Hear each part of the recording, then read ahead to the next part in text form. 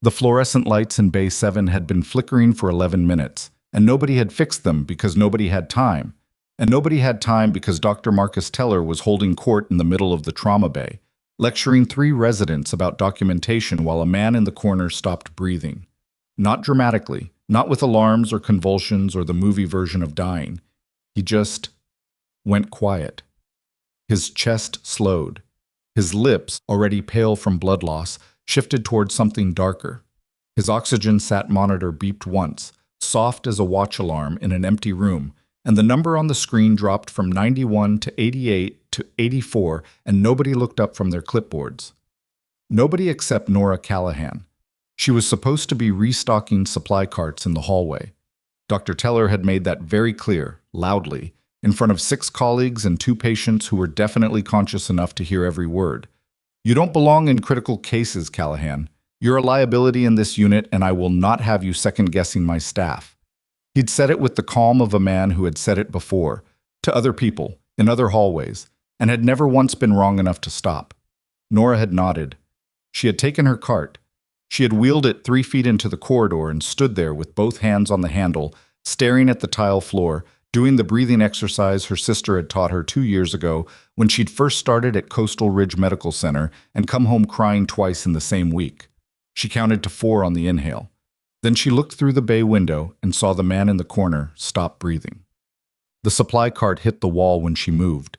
She didn't notice. She was already through the door, already at the bedside, already running her fingers along the angle of his jaw before the nearest resident, a second-year named Priya, who had been watching the monitor and somehow not processing what the numbers meant, even turned around. "His SAT is—" "I know," Nora said. She wasn't sharp about it. She wasn't anything about it. Her voice came out flat and focused in a way that was different from how she normally spoke, different enough that Priya went still. The patient was a big man, 6'2", maybe more, broad through the shoulders, the kind of build that made him look less sick than he was. He'd come in 40 minutes ago with 2 GSWs to the upper left chest, evacuated from a scene that nobody in the ER had been given full details about, accompanied by 2 men in civilian clothes who had shown federal credentials and then positioned themselves outside the bay without speaking to anyone. His name on the intake form was listed as Harmon, R., and the field below next of kin had been left blank. Nora had noticed him when he came through. She noticed most people when they came through. It was a habit she'd never been able to explain to anyone who asked. She tilted his head back, checked the airway, found it partially obstructed. Mucus and positioning, the kind of thing that happened when a sedated patient was left too long on his back without being repositioned. The kind of thing that was supposed to be caught every 15 minutes on a monitoring check, and cleared it with 2 fingers and a suction pull that she executed without thinking about the order of steps, because the order of steps was not something she thought about anymore. His chest rose. The SAT monitor climbed. 84. 7. Nora held her position for another 4 seconds, watching his color, watching his chest, watching his eyes move under closed lids the way they did when the brain was reorienting itself after a hypoxic episode. Then she exhaled through her nose and reached for the call button. Dr. Teller walked in before she pressed it. He stopped 3 feet inside the door. The 2 federal agents, she noticed, had also appeared in the doorway. She hadn't heard them move. "What are you doing in this bay?" Dr. Teller said. It wasn't a question. It was a specific kind of sentence that people like him used when they already knew the answer and wanted you to hear yourself say it. "His airway was obstructed," Nora said. "He'd been desatting for at least 4 minutes. He's stable now. You'll want to reposition him every—" "I didn't ask for a clinical opinion." He crossed the bay in 5 steps. "I told you specifically—" "Marcus." Priya's voice was very quiet. She was looking at the monitor. His SAT was at 81 when she came in. The number sat there between them. 81. Below the threshold for emergency intervention. Below the threshold for brain damage risk. Below the threshold where a man who had survived 2 gunshot wounds in the field might not survive a hospital hallway. Dr. Teller looked at the monitor. He looked at Nora. He looked at the patient, who was breathing now with the steady, measured rhythm of someone whose body had just been pulled back from the edge of something by someone who knew exactly where the edge was. "You violated protocol," he said. "You're not cleared for critical patient contact in this unit. I'm filing a report with nursing administration tonight. and I'm recommending a formal review of your licensure." Nora looked at him. She had a specific expression she used for moments like this. Not defiant, not wounded, not the expression of someone calculating how much she could afford to lose. It was the expression of someone who had already decided a long time ago what they were willing to lose and what they were not, and had made a kind of peace with that. "Okay," she said. One of the federal agents, the shorter one, stocky, with a jaw that looked like it had been broken and reset at some point, was watching her from the doorway. He wasn't watching Dr. Teller. He wasn't watching the monitor or the patient or Priya or any of the things that most people in a room like this would be watching. He was watching Nora's hands. She didn't notice that yet. The next 2 hours were the specific kind of miserable that didn't make good stories later. Nora finished her shift. She restocked the supply carts.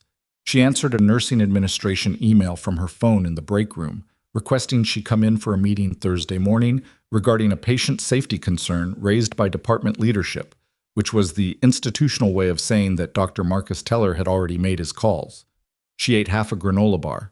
She called her sister and got voicemail and left a message that said she was fine, which was mostly true in the ways that mattered.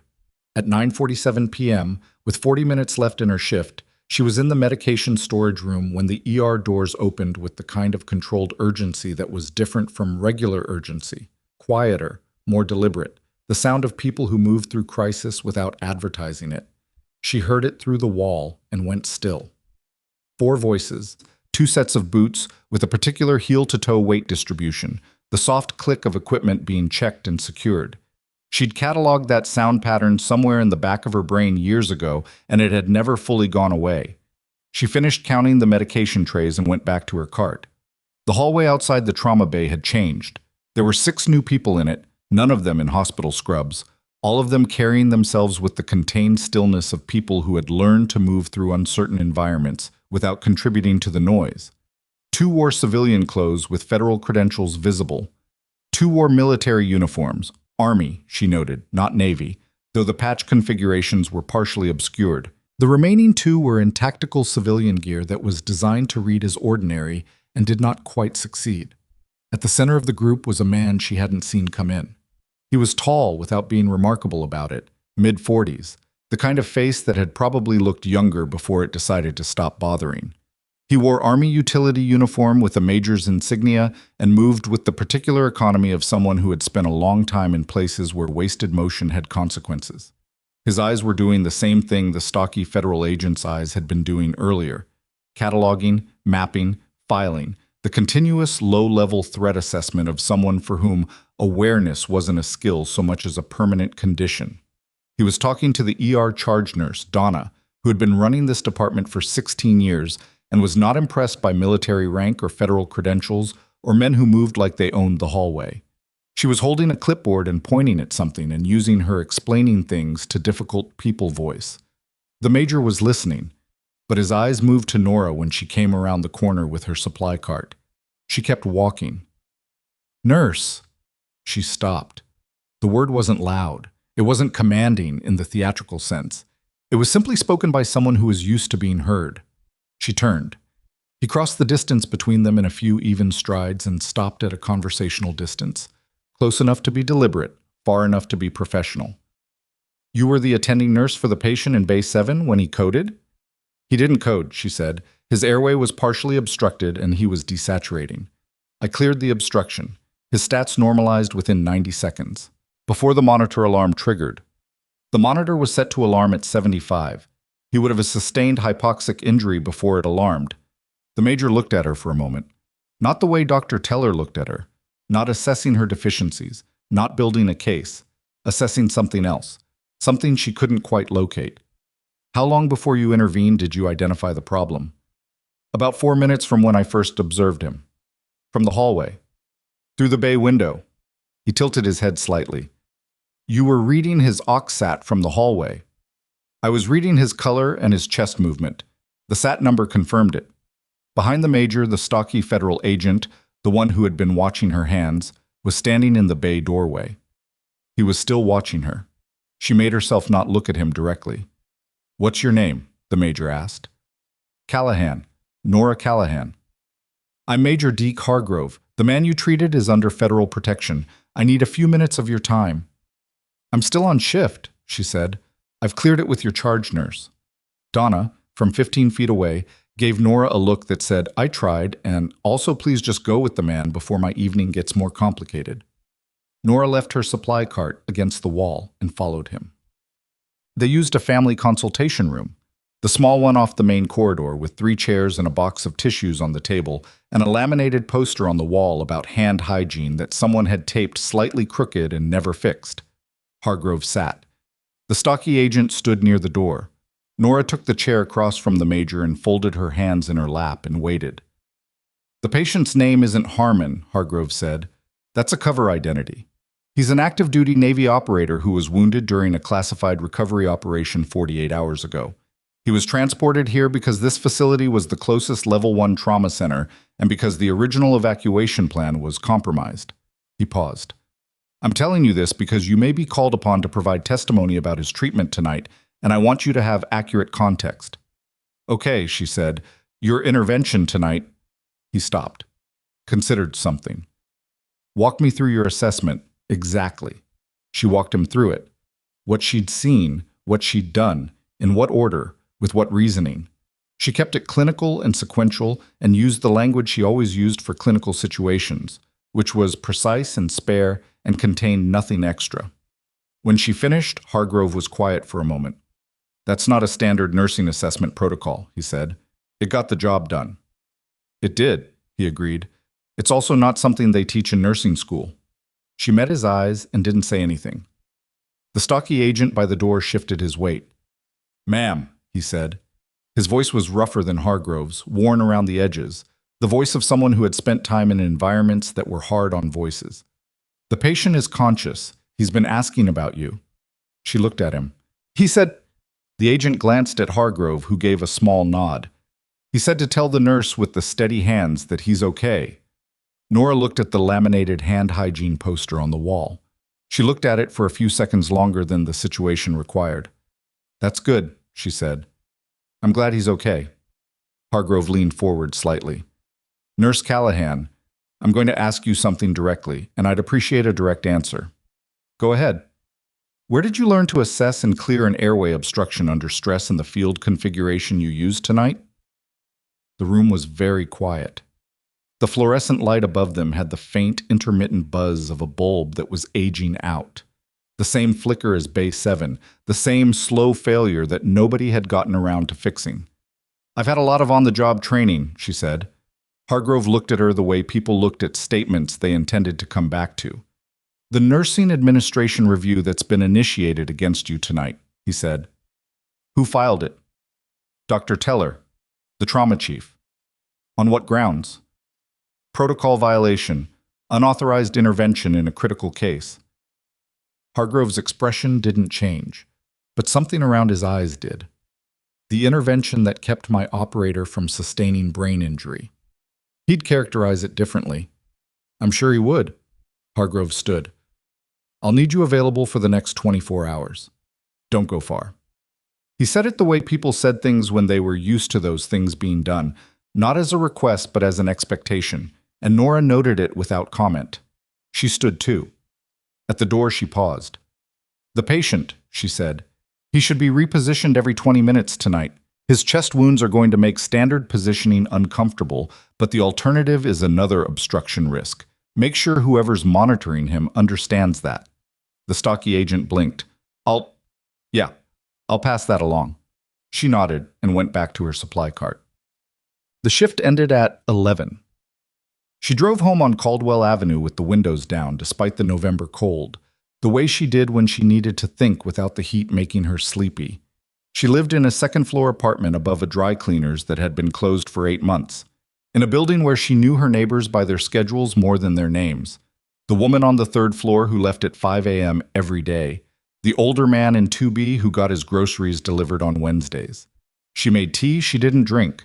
She sat at her kitchen table. The nursing review meeting was Thursday, 2 days. In her experience, these reviews had a shape. You were called in, the complaint was read, you provided your account, and then the outcome had usually already been decided before you walked in the door. She had been through one before, at a different hospital, in different circumstances, and she understood how they worked. What she was less certain about was the shape of what Hargrove was doing. She was not naive about what he'd noticed.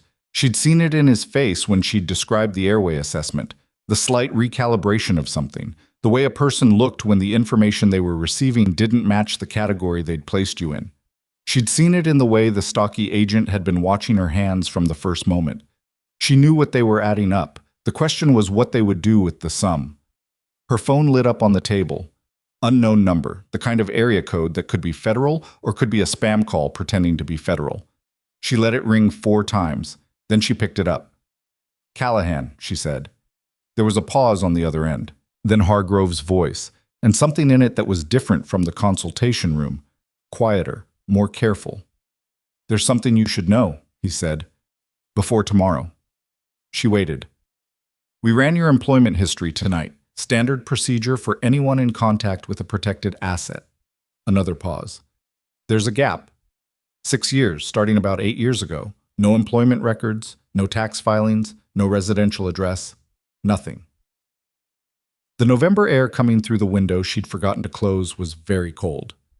"That's an unusual gap," Hargrove continued, "for a civilian nurse with your level of training."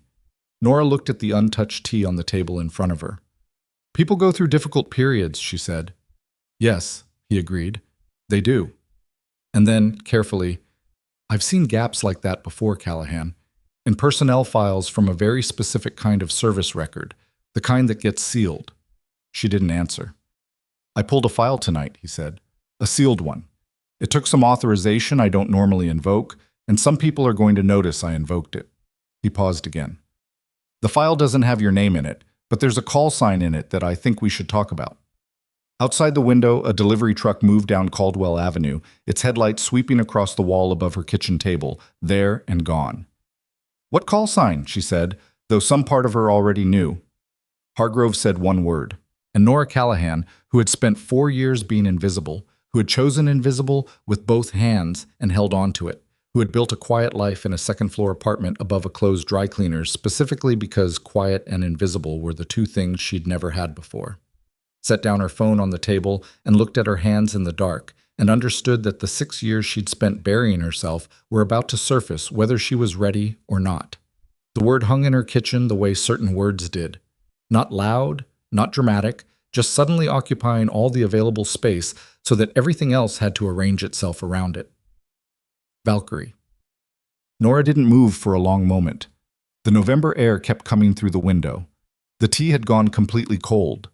Somewhere in the building, a door closed, and the sound traveled through the walls the way sounds did in old buildings, muffled and distant, and somehow more present for being muffled. "Where did you find it?" she said. Not a question. A specific kind of statement, the kind that was really asking something else. "Joint Special Operations Archive," Hargrove said. "The file is flagged classified at the TS-SCI level. My clearance covers access, but the retrieval will generate a notification to the originating command within 48 hours. He paused. "I need you to understand what that means. It means people who don't know where I am are about to know where I am." "Yes." She pushed back from the table and walked to the window and closed it. The cold stopped.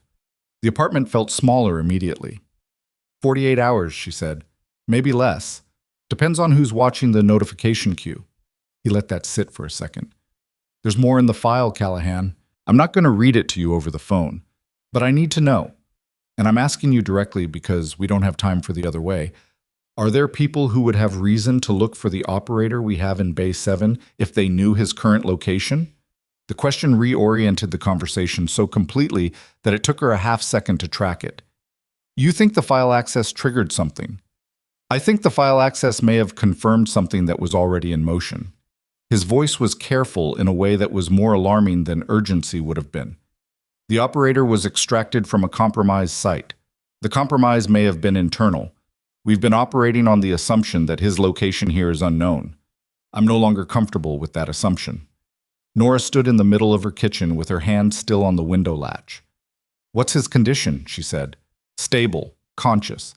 He's been asking to be moved, but the trauma team won't clear him for transport." "They're right not to. He's got bilateral chest trauma, and at least one of those wounds is proximate to the subclavian. Moving him in the next 12 hours carries real risk." She stopped. "Who's on security overnight?" "2 of my people inside, 2 federal outside. It's what I have right now." "That's not enough if someone already knows he's there." Hargrove was quiet for exactly 2 seconds. "I know." "Then why are you calling me?" Another pause. Longer this time. The kind of pause that meant he was deciding how much to say in a way that told her roughly how much he wasn't going to say. "Because you were the most capable person in that building tonight," he said. "And I don't think you're done being useful, and I think you know it." She looked at the cold tea on the table. "I'm a nurse," she said. "You're something else that happens to currently be working as a nurse," he said. "And we both know it. So I'll ask you again. Are you going to be available tomorrow?" She didn't answer right away. She thought about the nursing review on Thursday. She thought about Dr. Teller's face when he'd said liability, the comfortable certainty of a man who had never been wrong in his own estimation and had no reason to start now. She thought about the patient in Bay 7, the one with the cover name Harmon, with the broad shoulders and the chest wounds and the blank field where next of kin should have been. "I'll be there at 7, she said. "Don't let them reposition him without checking the left side drainage first." She hung up and stood in the quiet of her kitchen for a while. Then she went to the closet in her bedroom, the one behind the winter coats, the one she had never shown anyone who had ever been in this apartment. And she opened it and looked at what was inside for the first time in 4 months. She didn't take anything out. She just looked. Then she closed the door, went to bed, and did not sleep for most of the night. Coastal Ridge Medical Center looked different at 7 in the morning than it did at 7 in the evening. The parking lot held fewer cars in that particular configuration of early arrivals and overnight workers ending shifts, and the light was low and flat, the sky the color of old concrete, the kind of November morning that couldn't decide whether it was going to rain. Nora badged in at 7:04. Donna was at the charge desk, which was unusual for this hour, and looked up with an expression that was not quite concerned but was doing its best to stay neutral. "Teller's already been in," Donna said before Nora could say anything. "He left a written addendum to the protocol complaint. Administration's getting pressure from the board liaison to fast-track the review." "Fast-track to what?" Donna's mouth did something complicated. "Suspension pending investigation. That's what the addendum is requesting." She set her pen down. "So, Nora, I've been in this department 16 years. I've seen him do this before." "I know." "The last nurse he pushed out this way didn't come back." "I know that too." Nora took her badge lanyard from around her neck and held it for a second. "Is Hargrove's team still on Bay 7? "The military men?" "Yes. They've been there all night. The patient's awake. He ate breakfast, apparently, which nobody was expecting." Donna picked her pen back up. "There's also a woman here from somewhere. She showed up at 6:30. She's in the consultation room." "What kind of woman?" "The kind that doesn't answer questions about what kind." Nora put her lanyard back on and walked toward the consultation room. But the woman was perhaps 50, or perhaps older in the way that certain people were older, not visibly aged so much as compressed, like time had made her denser rather than worn.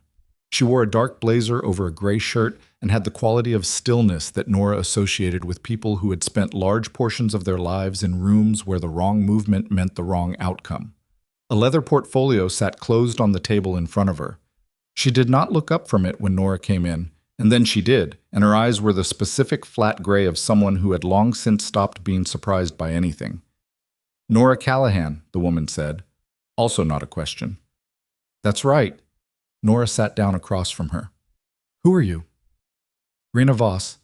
I'm with the Defense Intelligence Analysis Office." She opened the portfolio and removed a single sheet of paper, which she turned and slid across the table. "I'd like you to read the top 3 lines." Nora read them. They were her own name, her date of birth, and a 17-digit alphanumeric string that she recognized because she had memorized it during a processing intake at a facility she had never named out loud to anyone in the past 6 years. She slid the paper back. "All right," she said. "Major Hargrove's file pull last night generated a flag," Voss said.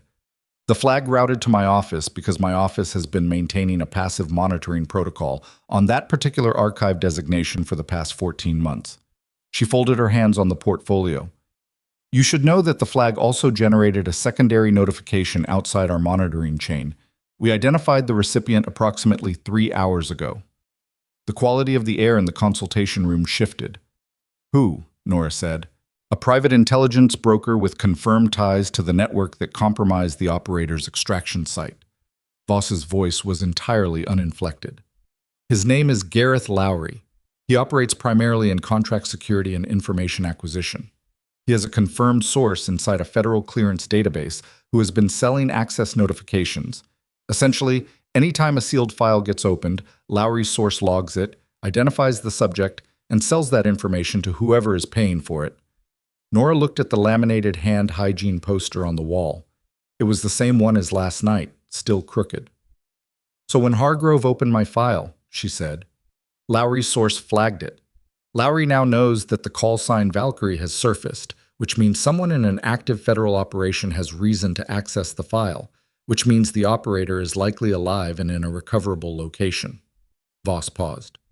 It's a logical inference chain. Lowry is good at logical inference chains. How long do we have? We don't know.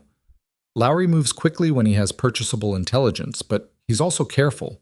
He won't act without confirming the location first. She tilted her head slightly. We believe he's already attempting to confirm. Nora was quiet for a moment.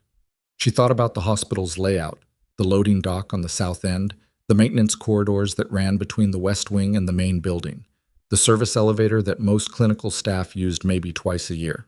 She thought about the 4 people Hargrove had on security, 2 inside, 2 outside, positioned at the most obvious points of entry because that was how security positioning worked when you had 4 people and needed to cover a building. The maintenance access, she said. Between the west wing and the main corridor, is anyone on it? Voss looked at her with something that wasn't quite approval, but was in the same neighborhood. I'll have Hargrove brief you fully in the next hour, she said. But I want to ask you something first. Go ahead. The nursing review that's been initiated against you, the suspension request. She said it the way she said everything. Flat, factual, without editorial. Do you want us to intervene? Nora considered it for less time than it might seem. No, she said. Voss raised one eyebrow, perhaps 2 millimeters. It would be straightforward. A call to hospital administration from the right office. No, Nora said again. I want to handle it myself. Voss looked at her for a moment, then nodded once, as if this answer confirmed something she had already suspected. All right, she said, let's talk about the building. The briefing took 40 minutes. Hargrove ran it in the family consultation room with Voss, the stocky federal agent, whose name turned out to be Dario Espinoza, though he introduced himself as Ricky for reasons he didn't explain, and a third person who was identified only as a technical analyst and who spent the entire meeting looking at a laptop and contributing numbers when asked.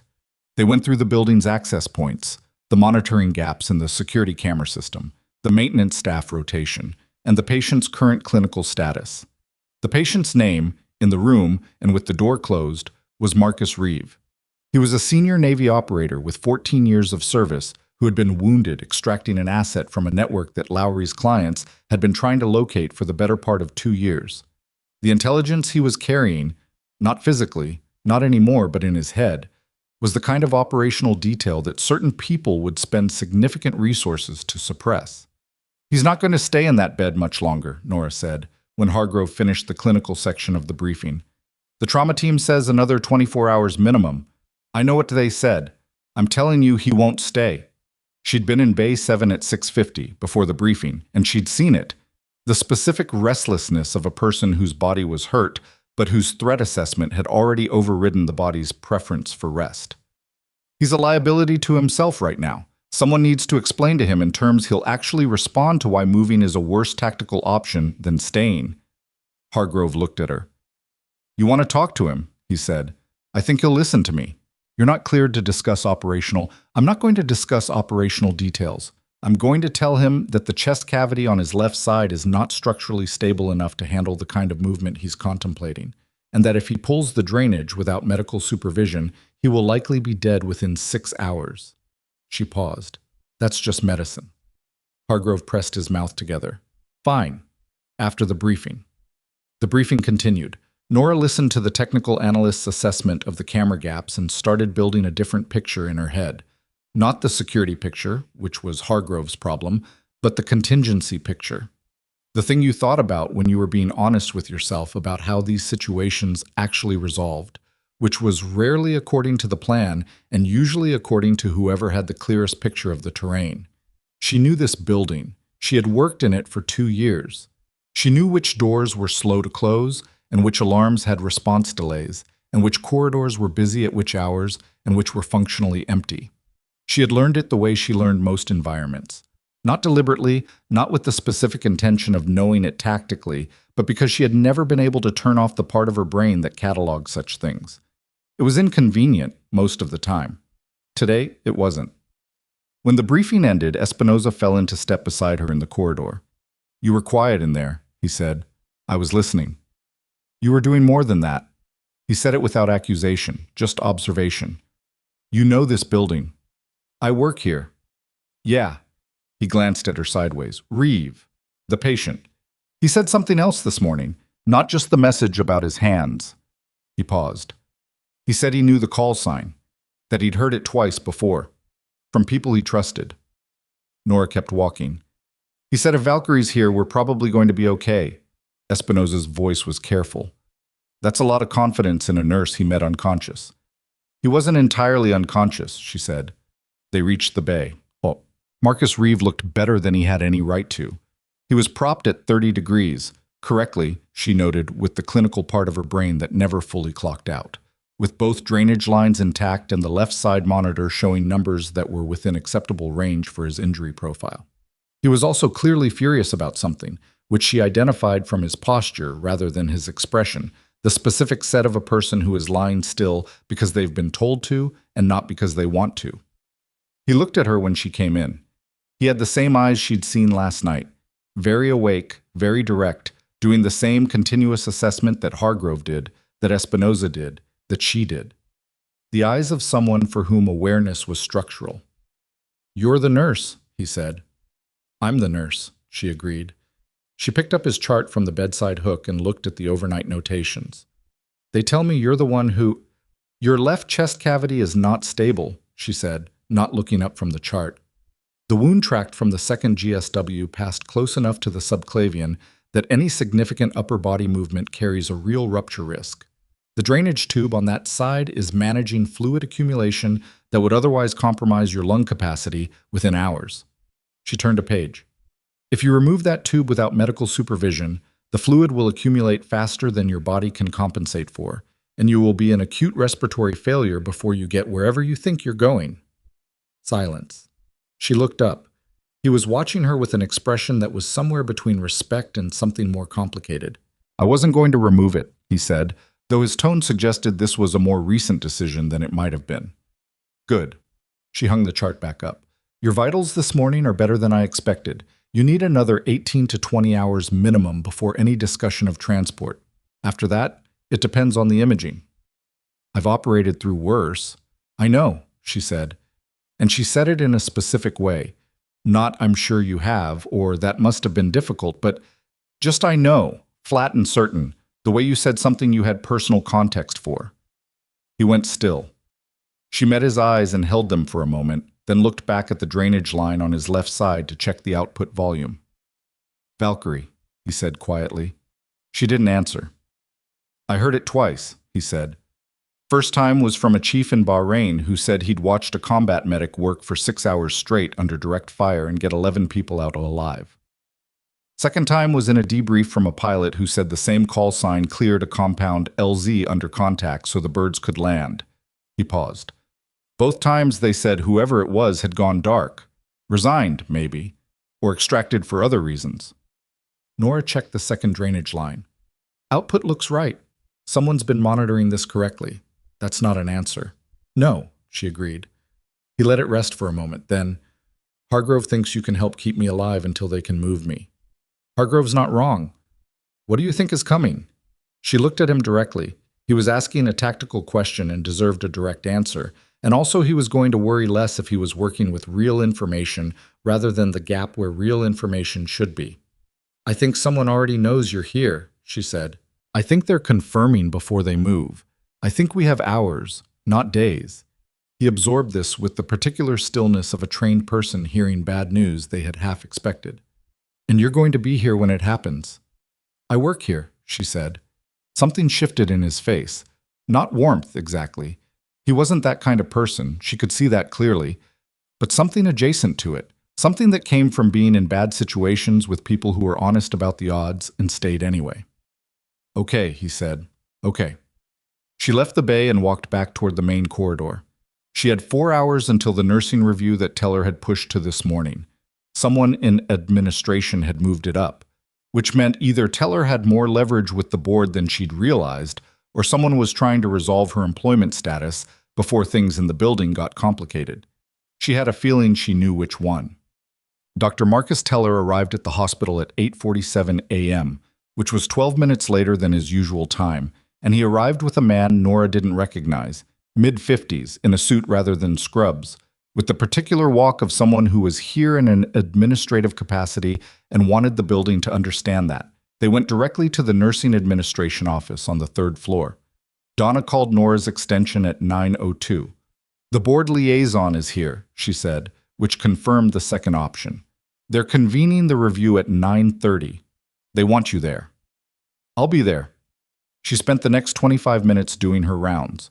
She checked 4 patients, updated 2 medication logs, replaced a saline bag in room 12, and answered a question from a student nurse named Phoebe, who was on her 3rd clinical week and was the kind of person who asked careful questions and listened to the entire answer. Nora gave her the entire answer. She had time. At 9:28, she walked up the stairs to the 3rd floor. Teller was already in the review room, seated to the right of the board liaison, with a printed copy of his complaint and the addendum in a neat stack in front of him. His expression was the expression of a man who had arrived at a negotiation he expected to win. The nursing administrator, a woman named Greta Mullen, who had always been professionally fair to Nora, sat at the head of the table looking like she was not enjoying her morning. Nora sat down across from Teller. "Nurse Callahan," Greta said, "you've been provided the written complaint and the addendum. Do you have a response?" "I do," Nora said. She had thought about what to say on the walk up the stairs, not because she didn't know what had happened.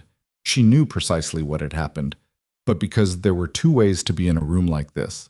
The first was to defend yourself, which framed everything as a dispute between your account and Teller's account and left the outcome to whoever had more institutional credibility. The second was to make the relevant facts so clear that the framing itself became untenable. She chose the second. She laid out the timeline.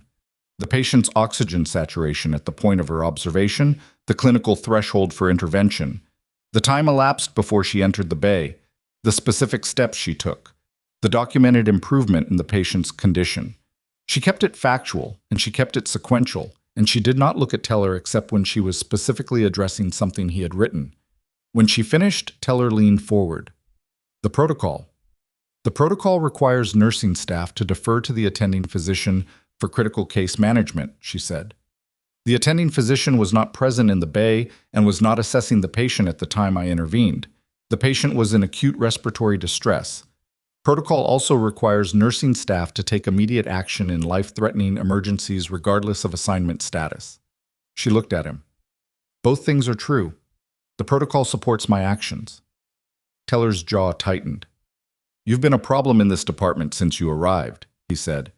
It came out harder than he probably meant it to, the specific irritation of a man who had expected to have this wrapped up before 9:45. "That's not relevant to the complaint as filed," Nora said. Greta Mullen made a note on her pad. "Dr. Teller," Greta said, "the complaint as filed is specifically regarding the incident in Bay 7. Do you have clinical evidence that Nurse Callahan's intervention caused harm to the patient?" Teller's silence lasted 1 beat too long. "No," he said. "But do you have evidence that her intervention was clinically incorrect?" Another beat. "The protocol? I'm asking about clinical evidence." The room was very quiet. The board liaison, who had not said anything since the review began, was looking at Teller with an expression that had moved some distance from the one he'd walked in with. It was at that exact moment that Nora's pager went off. Not her regular pager, the secondary one, the one that only 3 people in the building currently had the number for, the one that Espinoza had handed her at 7:45 with the words, "If this goes off, you come immediately." She looked at it under the table. One message, 4 words. Movement at West Loading. She stood up. "I need to go," she said. Greta looked at her. "We haven't concluded." "I understand. I'll make myself available for whatever follow-up is needed." She picked up her things. "Dr. Teller, for the record, I would make the same decision again."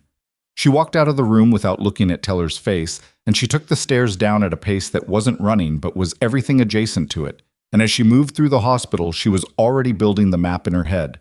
West loading dock, maintenance corridor, service elevator, and the specific gap in the camera coverage that the technical analyst had identified this morning.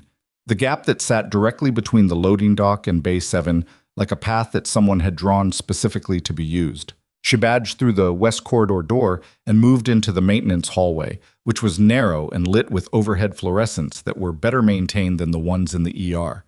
And she came around the second corner and stopped. There were 3 men in hospital maintenance uniforms. 2 of them were carrying equipment cases that were the wrong shape for anything in the maintenance inventory. The third one, shorter, standing slightly back from the other 2, with the posture of someone who was directing rather than doing, looked up when she came around the corner. He looked at her. She looked at him. And Nora Callahan, who had spent 4 years being invisible and 2 years being the nurse nobody saw, understood in a single, crystalline second that the part of her life she had been hiding from had just walked in through the west loading dock wearing a maintenance uniform, and that the next several minutes were going to determine whether Marcus Reeve made it to the transport that would take him somewhere safer than this, and that there was nobody in this corridor except her and 3 men who absolutely were not here to fix anything. The shorter man reached into his equipment case. She moved first. That was the thing about situations like this. The person who moved first wasn't necessarily the person who was ready. It was the person who had already decided, somewhere before the moment arrived, what they were going to do when it did. Nora had made that decision approximately 6 years ago, and it had never fully stopped being made. She stepped left into the narrow gap between the wall and a rolling equipment shelf, putting something solid at her back and reducing the angle on the shorter man's reach. It wasn't dramatic. It didn't look like anything in particular. It was just a step, the kind of small positional adjustment that was invisible unless you knew what you were watching. The shorter man knew what he was watching. His hand stopped moving inside the equipment case. He looked at her differently. "You're in the wrong corridor," he said. His accent was flat American, Midwest somewhere, the kind of voice that had been trained to sound neutral. "I work here," she said. "Then you should go work somewhere else." The 2 larger men had stopped moving when she moved.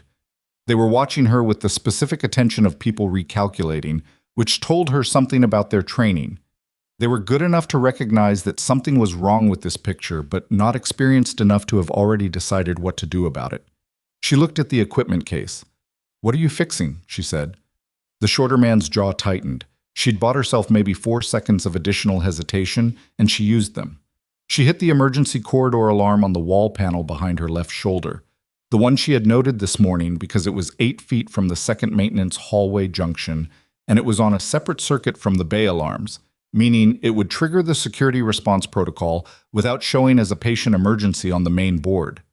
The alarm went off with the particular pitch of a fire warning, which was what the corridor alarms defaulted to, and the larger man on the left reacted to it the way people who didn't work in hospitals reacted to alarms. He looked at it, which meant he looked away from her, which was the only opening she needed, and she took it. She put her elbow into his throat, not a full strike, enough to interrupt his breathing pattern and cause him to step back. And she moved past him through the gap he created, putting herself between the 2 larger men and the junction to the main corridor. The shorter man was moving now, the equipment case abandoned, and he was faster than he looked. He was not faster than someone who had trained for 3 years in an environment where the consequences of being slower were not professional. She caught his wrist, redirected his momentum using what he was already giving her, and put him into the wall with enough force that the sound of it echoed off the narrow corridor ceiling. He went down to one knee. Not out. She hadn't hit him hard enough for out, but controlled. The second large man grabbed her from behind, arm across her chest, and she did what you did when someone grabbed you from behind in a narrow hallway, which was drop her weight and drive back and use his own grip to pull him off balance. And when he stumbled, she had enough space to move clear. The corridor alarm was still going. She was breathing harder than she wanted to be. The second large man was between her and the junction now, which was a problem, and the shorter man was getting back up, which was a larger problem, and she was doing a rapid assessment of distances and angles when she heard boots coming from the main corridor junction at speed. Espinosa came through the door first with two of Hargrove's people behind him. They moved the way people moved when they'd been listening to an alarm and correlating it with information they already had. And they had weapons drawn but not raised, which was the right call in a hospital corridor with overhead lighting. The shorter man looked at the door. He looked at Nora. He looked at the equipment case. Then he put his hands up slowly, which was the decision of someone who had calculated the odds and arrived at an accurate conclusion. The two large men followed. The one with the throat strike was still coughing.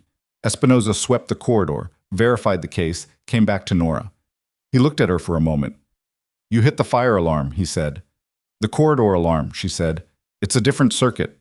He stared at her. "How do you know that?" "I work here." He looked at the shorter man on his knees on the corridor floor, then at the large man who was still coughing, then back at her, and his expression did the thing it had been doing since last night, which was a continuous low-level recalibration. "Hargrove's going to want to see you," he said. "I know. First tell me if there are more." His radio crackled before he could answer. A voice she didn't recognize said something in the clipped shorthand of an active tactical situation, and Espinosa's face changed. "Say again," he said. The voice said it again. Espinosa looked at Nora. "There are two more. East stairwell." "What?" The next 14 minutes were not smooth. She wanted to be clear about that later, in the way she was always honest with herself about how things had actually gone. Not the version where everything worked because the right people were in the right place and made the right calls, but the version where there were 3 near misses and one decision that might have gone badly and didn't only because of a specific set of circumstances that couldn't be planned for. The East Stairwell team was 2 men, better equipped than the corridor group, which suggested they were the primary element, and the corridor group had been a diversion or a secondary probe. They had gotten to the 3rd floor landing before Hargrove's outside team identified them, which meant they had a head start on the internal response, which meant someone had to be between them and the 2nd floor where the clinical corridor connected to the main hospital wing. Nora knew the fastest route from the maintenance hallway to the East Stairwell 2nd floor access. She took it while Espinosa was still on the radio. She was not supposed to be the one doing this. That was a thing she understood clearly and didn't have time to address. The 2nd floor stairwell door opened inward from the stairwell side, which she knew because she'd used this stairwell twice in the past month, and both times the door had stuck and required a pull rather than a push. She got there 17 seconds before the first man came through it, which was not a lot of time but was enough time to position herself correctly. And when the door opened, pulling, as it always did, she used the door itself as the mechanism, letting the man's own momentum carry him off balance into the corridor, and she drove his arm up and behind him into a hold that put his face into the wall and kept it there. The second man was still on the stairwell side. "Tell him to come out," she said. Her voice was level. She was not level entirely. Her pulse was elevated and there was a specific ache in her left forearm where the earlier grab had torqued something it shouldn't have. But her voice was. The man she was holding said something to the stairwell in a language that was not English. She pressed harder on the joint. He made a sound. "In English," she said. "Come out," he said, in English, and his voice had pain in it that she registered as proportionate. "She's... come out." The second man came through the door. He had his hands up before Hargrove's team arrived, which was 10 seconds later, which was long enough that she had been doing the math about how long she could hold the first man if the second one had decided not to comply. She let go. Stepped back. Hargrove's team took both men. She stood in the corridor with her back against the wall and took 3 breaths. The left forearm was going to bruise badly. She could already feel it. Hargrove appeared from the main corridor junction, moving fast, and stopped when he saw her. "Are you hurt?" he said. "No." She moved her left hand experimentally. "Soft tissue. It's fine." He looked at the 2 men being zip-tied on the corridor floor, then at her. "You went to the stairwell alone." "There wasn't time. That wasn't—" "I know," she said. "It worked." He pressed his mouth together in the way he had when he was deciding not to have an argument he didn't have time for.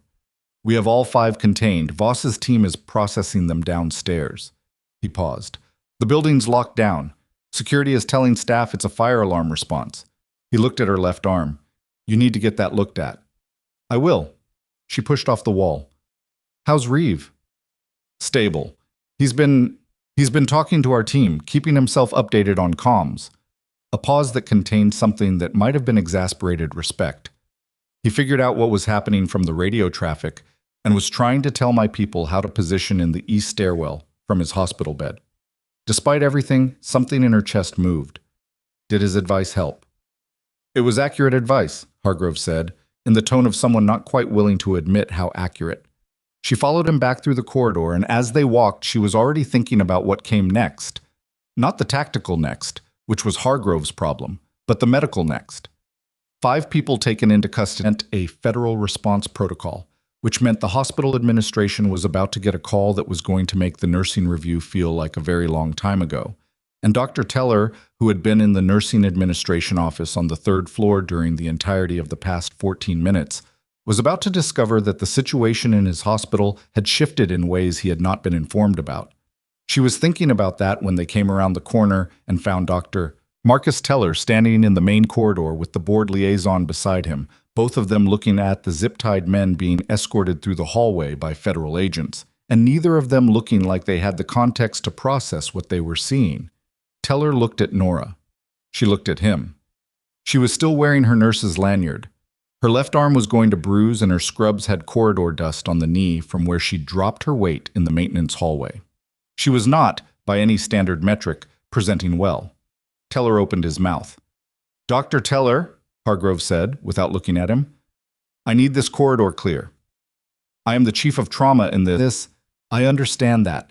I need this corridor clear. The board liaison put a hand on Teller's arm. They moved aside. Nora watched Teller's face as the federal agents walked the men through, and she watched it again when one of the agents nodded to her as they passed. Not a formal acknowledgement, just the instinctive nod of someone passing someone they recognized as on the same side of a thing that had just happened. Teller saw it. Teller saw it. She watched him absorb it and not know what to do with it. The debrief took 2 hours and happened in the hospital's boardroom on the 4th floor, which was normally used for quarterly finance meetings, and had a long oval table and water pitchers that nobody touched. Voss ran it. Hargrove sat at her right. Espinoza was there, and the technical analyst and 2 people from Voss's office who had arrived during the lockdown and who Nora had not met before. Nora was there because Voss had specifically asked her to be, using the phrasing your presence would be useful, which in Voss's vocabulary apparently translated to, I have questions only you can answer, and I need you in the room. The debrief was methodical, and Voss moved through it with the efficiency of someone who had run many of these and found the performative aspects tedious. She covered the sequence of events, the identifications made, the decisions taken.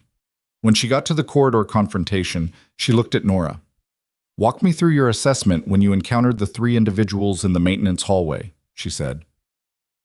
Nora walked her through it, the case shapes, the posture read, the decision to hit the alarm before attempting physical engagement. You knew where the corridor alarm was, Voss said. I noticed it this morning during the briefing review. You noted a fire alarm's location during a security briefing. I note exit points and emergency systems whenever I'm in a new environment, Nora said. I've done it for a long time. Voss wrote something on her portfolio. The arm, she said. How bad? Mild sprain at worst. I'll have it imaged. See the hospital's orthopedic team before you leave today. Not a suggestion. I need you functional. One of the people from Voss's office, a younger man, late 30s, with the look of someone who worked primarily with data, glanced up from his laptop. The 5 individuals in custody have been preliminarily identified. The 3 from the maintenance corridor are contracted assets, freelance, low-level tactical. The 2 from the stairwell are different. He paused. The taller one has confirmed links to Lowry's primary operational cell. He was carrying encrypted comms equipment. The room got quieter. Which means Lowry was running this directly, Hargrove said. It means Lowry was monitoring it directly. Whether he was physically close is a separate question. The analyst looked at his screen. The encrypted device is being processed now. If we can extract the comms log, we may be able to locate Lowry's current position. Voss looked at Hargrove. Something passed between them. The specific shorthand of people who had worked together long enough to have entire conversations in a glance. How long to extract? Hargrove said. 4 to 6 hours, minimum. Possibly longer if the encryption tier is what we think it is. Then we have a window problem, Voss said. If Lowry realizes the team is compromised, which he will because he's careful, he moves. We lose him. We might already have lost him, the analyst said. We might, she agreed, but we work with what we have. She turned to Nora. The patient's transport. The trauma team's current assessment. Tomorrow morning, earliest, Nora said. His left side drainage is still active and his oxygen stats, while improved, aren't where they need to be for safe transport. If you move him tonight and the vehicle doesn't have full critical care support, you're risking a tension pneumothorax in transit. And if we don't move him, Hargrove said, and Lowry sends a second element, then you need more than 4 people on security. She said it plainly, not critically. That's not my area. But medically the answer is morning. Hargrove looked at the table. Voss looked at Nora. All right, Voss said. Morning. She made a note. One more thing. She turned a page in her portfolio. Hospital administration has been notified of the federal operation and the identity of the asset under protection. The board liaison has been given a classified briefing at the appropriate level. A pause. The nursing review that was initiated this morning has been suspended pending that briefing. The younger analyst looked up briefly and then went back to his screen. Nora said, I didn't ask for that. I know you didn't, Voss said. I didn't do it for you. I did it because I need you operational in this building for the next 16 hours and I can't have you suspended. She closed the portfolio. There's a difference. Nora accepted this. It was the honest version of the situation, and she preferred honest versions. She went to see Reeve at 2 in the afternoon, after the debrief, after a brief and deeply unsatisfying visit to the hospital's orthopedic rapid assessment clinic, where a doctor named Okafor confirmed the soft tissue sprain, wrapped her forearm, and gave her an expression that communicated professional disapproval without saying anything that could be documented. Reeve was sitting up at 45 degrees, which was more than she'd authorized, and less than the 48 hours of bad decision-making she'd been expecting. He looked at her arm when she came in. I heard about the corridor, he said. From who? Espinoza. He came by. He watched her move to the chart. How's the arm? Wrapped? She checked his drainage. Output was down from this morning, which was correct. His color was better. You're improving faster than your imaging suggested you would. I usually do. Don't take that as permission to do anything interesting. She checked the second line. You were giving tactical advice over comms this morning. I had information that was relevant. You have bilateral chest trauma. I had relevant information, he said again. And despite everything, there was something in his voice that was the specific dry stubbornness of someone who was going to be impossible when he was recovered and probably wasn't much easier now. She almost smiled. She didn't. Your stats are good enough that I'd move your transport to early morning rather than mid-morning, she said. If Hargrove can have the critical care transport ready by 6, the imaging at 5 should give us what we need to clear you. That works. He paused. Callahan. She looked at him. The file Hargrove pulled, he said. I asked him what was in it. She waited. He didn't tell me everything, but he told me enough. Reeve was watching her with those very awake eyes. That task force. The deployments. The 11 people in Bahrain. He paused. Why did you leave? She had expected a version of this question and had not entirely prepared an answer for it, because the full answer was complicated and the short answer felt dishonest, and the space between them was the space where she'd been living for 6 years. Because I was done, she said. Done with what? With losing people. She said it flat, not dramatic, not wounded, just the actual words that were true. I got good at keeping people alive, and I couldn't stop adding up the ones I didn't. Reeve was quiet for a moment. His chest rose and fell with the steady rhythm of someone whose oxygen support was working correctly. Yeah, he said. I know that math. She hung his chart back up. Get some sleep. You have imaging at 5. She left the bay and walked back through the main corridor and went to the break room and sat down and ate the second half of the granola bar she'd started this morning.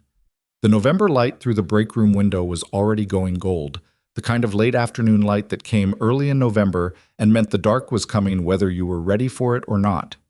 Her phone buzzed. Espinoza. Lowry's comms device cracked early. Analysts got lucky with the encryption. Voss is running the data now. She typed back, good. He replied, less good. There's a third element, not at the hospital. Target may be secondary. She stared at the message. Secondary to what? She typed. 3 dots. Then, transport route. He wasn't trying to get Reeve here. He was waiting for us to move him. Nora set the phone down on the break room table and looked at the November light through the window. She had told Hargrove morning transport. 6 a.m., the critical care rig, the route that Hargrove's team would plan tonight based on standard federal protective transport protocols, which were documented, which were trainable, which could be anticipated by someone like Lowry, who had spent years learning how federal protective operations moved their assets. She picked the phone back up. The route, she typed. Whatever they're planning, change everything. Departure time, vehicle route. All of it. Espinoza. Already on it. Voss is briefing Hargrove now. Does Reeve know? A pause. Not yet.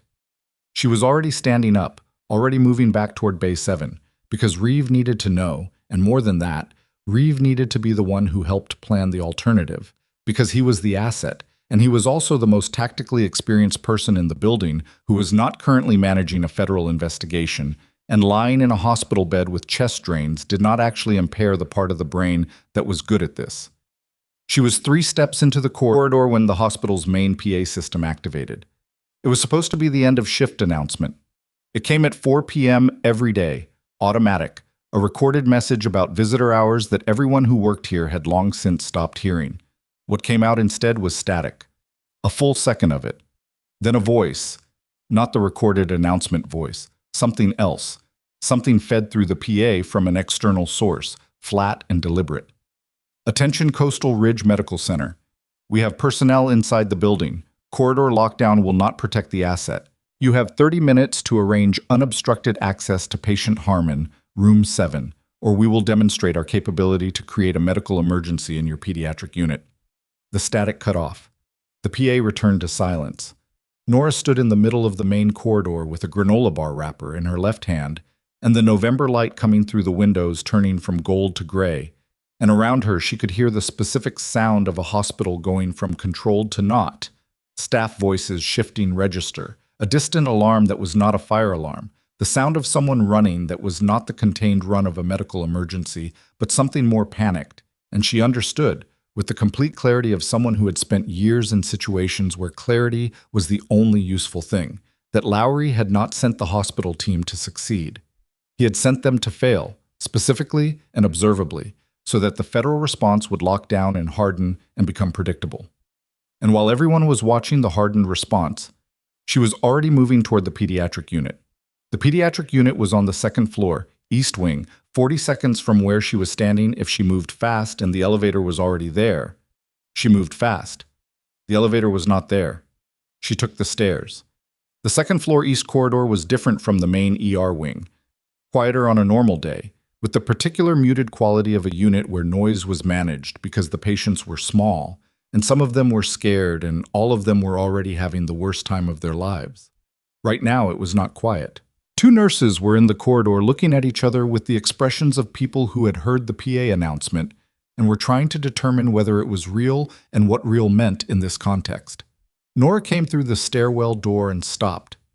"How many patients currently admitted?" she said to the nearer nurse, a young man named Terrell, who had been working pediatrics for about 8 months, and who she recognized from the break room. 11, he said. 3 are post-op, 2 are on continuous monitoring. Where's your charge nurse? Room 6, she was doing vitals. Nora was already moving down the corridor. She found the charge nurse, a compact woman in her 40s named Sylvie Marsh, coming out of room 6 with a tablet in her hand and the face of someone who had been in nursing long enough to have developed a very specific kind of controlled alarm, the kind that didn't show to patients but was completely legible to other clinical staff. "I heard it," Sylvie said before Nora opened her mouth. "I need you to move your 2 continuous monitor patients into the same room if you can do it safely. Get everyone away from corridor-facing windows. Don't explain to the families more than you have to right now. Maintenance issue. Temporary precaution, something that doesn't spike their cortisol before we know what we're dealing with." Sylvie looked at her for exactly 1 second. You know what we're dealing with. I know what the threat is. I don't know yet if it's physical or leverage. She kept her voice low. Most likely it's leverage, but I'm not going to assume that. Is there someone in this unit? Not yet. I'm going to make sure it stays that way. She put her hand briefly on Sylvie's arm. You run your unit. I'll cover the access points. Sylvie was already moving. She was that kind of person.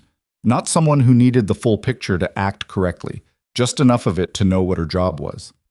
Nora had met maybe a dozen people like that in her entire life, and they were the ones she trusted most.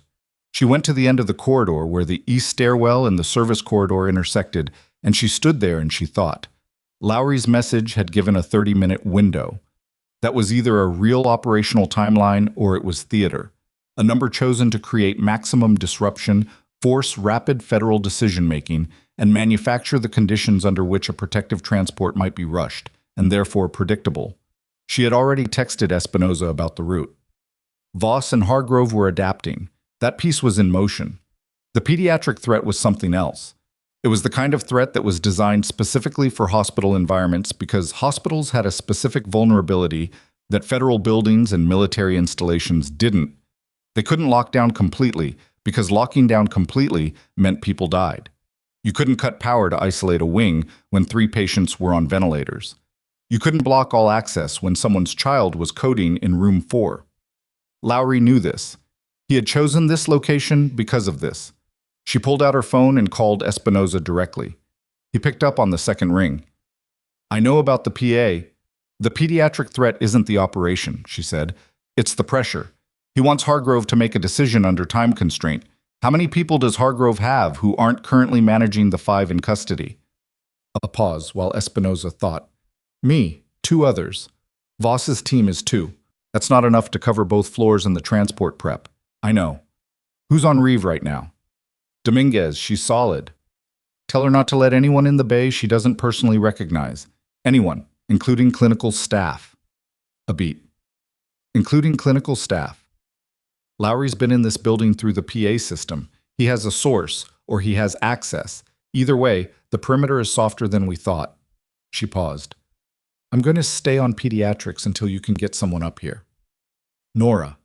His voice dropped. You're not. I know what I'm not, she said. Send someone as fast as you can. She hung up.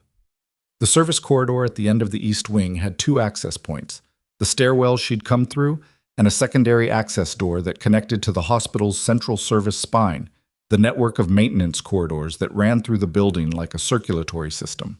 The secondary door had a badge reader. She checked it. Secure. She checked the stairwell door. It locked from the corridor side and required a badge to open from the stairwell. She stood between them and she waited, and she was aware with one part of her brain that she was a nurse with a sprained arm standing in a hospital corridor as a security element, and she was aware with another part of her brain that this was not the strangest thing she had ever done by a significant margin. 7 minutes passed. Then the badge reader on the secondary door clicked. It opened with the particular sound of a door that was being opened carefully, not the full swing of someone walking through with both hands free, but a controlled push, the door moving slowly, someone checking the angle before committing. She was already positioned to the side of it, not in the direct line of the opening.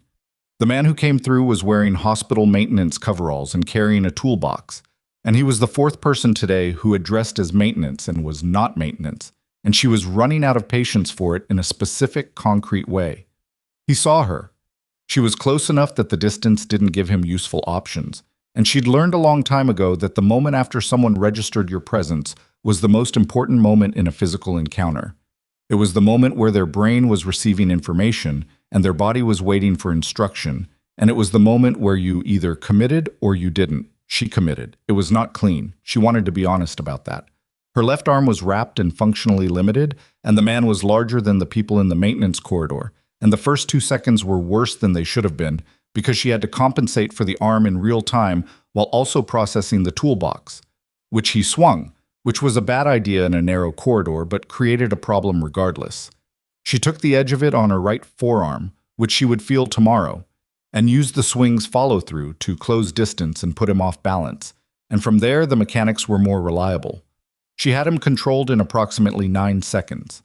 I was face down on the corridor floor, breathing, unhurt in any significant way, and her right forearm was going to match her left forearm for bruising by tonight. And she was holding position on him and breathing harder than she liked when Espinoza came through the stairwell door with one of Hargrove's people behind him. Espinoza looked at the man on the floor. He looked at Nora. 4 minutes, he said. I came as fast as I could. I know. She stepped back and let them take over. She straightened up and rolled her right shoulder and took a breath. He came through the service spine access. Someone badged him in or his credentials are cloned. We're pulling badge access logs now. Espinoza zip-tied the man's wrists with the focus of someone who had done it many times. Voss wants you downstairs. Is Reeves secure? Dominguez has him. Nobody in or out. Sylvie Marsh runs this unit. She needs someone up here with her. Espinoza looked at his remaining person, Hargrove's agent, younger, with a careful face. The agent nodded and took a position at the corridor junction. Espinoza stood up and looked at Nora, and for a moment he didn't say anything, and she got the sense he was assembling something. There were 2 others in the service spine, he said. We got them at the junction before they split. One of them had a building schematic. He paused, with the pediatric unit circled. The specific cold that went through her was not fear exactly. It was the feeling of understanding a plan fully after the fact, seeing all the pieces at once, and recognizing how close the margin had been. He had 3 elements ready, she said. Corridor, stairwell, service spine, all timed to the PA announcement. Yeah, the corridor and stairwell were the early moves. He expected them to fail or be absorbed. The spine was the real push. He was counting on the federal response to be slow on the 3rd access point because they'd be managing the first 2. That's what Voss thinks too. He looked at her steadily. You were on the spine door before we knew about it. She didn't answer that. How did you know? He said. I thought about what I would do, she said. He considered this for a moment. Then he picked up the toolbox and they went downstairs. Voss was in the boardroom with 4 people and 3 laptops, and the specific focused energy of someone managing multiple simultaneous problems and doing it without raising her voice. She looked up when Nora came in. She looked at both forearms. Sit down, she said. Nora sat. The badge credentials used on the service spine access were cloned from a legitimate hospital maintenance employee, Voss said. The employee's ID was compromised approximately 6 weeks ago. He reported his badge lost and received a replacement. The cloned credentials were never deactivated in the secondary access system. She paused. That's a hospital security failure. We're addressing it. 6 weeks ago, Nora said. Lowry's been planning this specific approach for at least that long. Voss's voice was flat. He knew the asset would eventually be transported through a civilian medical facility. He pre-positioned access before the operation even compromised the extraction site. The room absorbed this. Then the extraction site compromise wasn't opportunistic, Hargrove said from the far end of the table. He engineered it. He needed Reeve in a civilian hospital. That's our current assessment, yes. The younger analyst looked up from his laptop. The comms data from the encrypted device is showing contact with a local number. We've traced it to a cell registered to a hospitality business. Hotel, 4 miles from here. The contact was made at 11:47 this morning. Lowry, Hargrove said. Can't confirm yet, but the timing matches the PA intrusion prep. The analyst turned his screen slightly. There's also a second contact number. This one's different. It's registered to... He stopped. Looked at the screen again. It's registered to a medical consulting firm. The firm has a contract with Coastal Ridge Medical Center. The room was very quiet. What kind of consulting? Voss said. Operational efficiency. The analyst was typing fast. It's a shell, 2-year-old registration, minimal public presence. The principal listed is... He stopped again. His expression changed slightly. The principal listed is a Dr. Marcus Teller. Nora went completely still. She was aware, in a distant and clinical way, that her face was doing something she was not controlling. She managed it within 2 seconds, but those 2 seconds were visible to everyone in the room, and she was aware of that too. Hargrove was looking at her. The trauma chief, he said. Yes, she said. Voss turned to the analyst. Pull everything on the consulting firm, contracts, payments, communication records. She looked at Hargrove. And I want Teller located. Now. Don't approach him. Just locate him. The picture that assembled itself over the next 90 minutes was not the picture anyone had been expecting, and it was worse than any of the pictures Nora had considered. Marcus Teller had not started out as a deliberate collaborator. The financial records told a more human and therefore more complicated story. A man who had accepted consulting fees from a firm he understood to be connected to private security interests, who had provided information he told himself was general enough to be innocuous: patient census data, staffing patterns, security coverage schedules, and who had at some point understood what he was feeding and had continued anyway, because the money was significant, and because he had convinced himself that the information wasn't operational. It was operational, every piece of it. The staffing pattern data had told Lowry how many federal agents were in the building and when shift changes created gaps. The security coverage schedules had identified the camera blind spots in the maintenance corridors. The census data had confirmed that a high-security patient in Bay 7 would require the building's security resources to concentrate in the ER wing, leaving the pediatric unit on a different coverage circuit. He hadn't known specifically what Lowry was planning. The records made that reasonably clear, but he had known enough to know that what he was doing was not what he'd told himself it was, and he had kept doing it. Nora sat with this information for a while. She thought about Teller in the corridor that first night, his face when he said liability, the absolute comfort of a man who had organized his professional life around the certainty that his judgment was the relevant one. She thought about the nursing review, the board liaison, the addendum requesting suspension, the administrative machinery of a man protecting his position, and she thought about whether any part of that had been about protecting something else too. The answer was probably both, and that made it worse rather than better. Hargrove came and sat across from her in the boardroom, which was mostly empty now. Voss had moved her team to a separate room to work the financial trace, and the analyst was somewhere running records, and it was just the two of them and the untouched water pitchers. He didn't know about the pediatric threat specifically, Hargrove said. Voss is fairly confident of that. I know. It doesn't change the legal exposure. I know that too.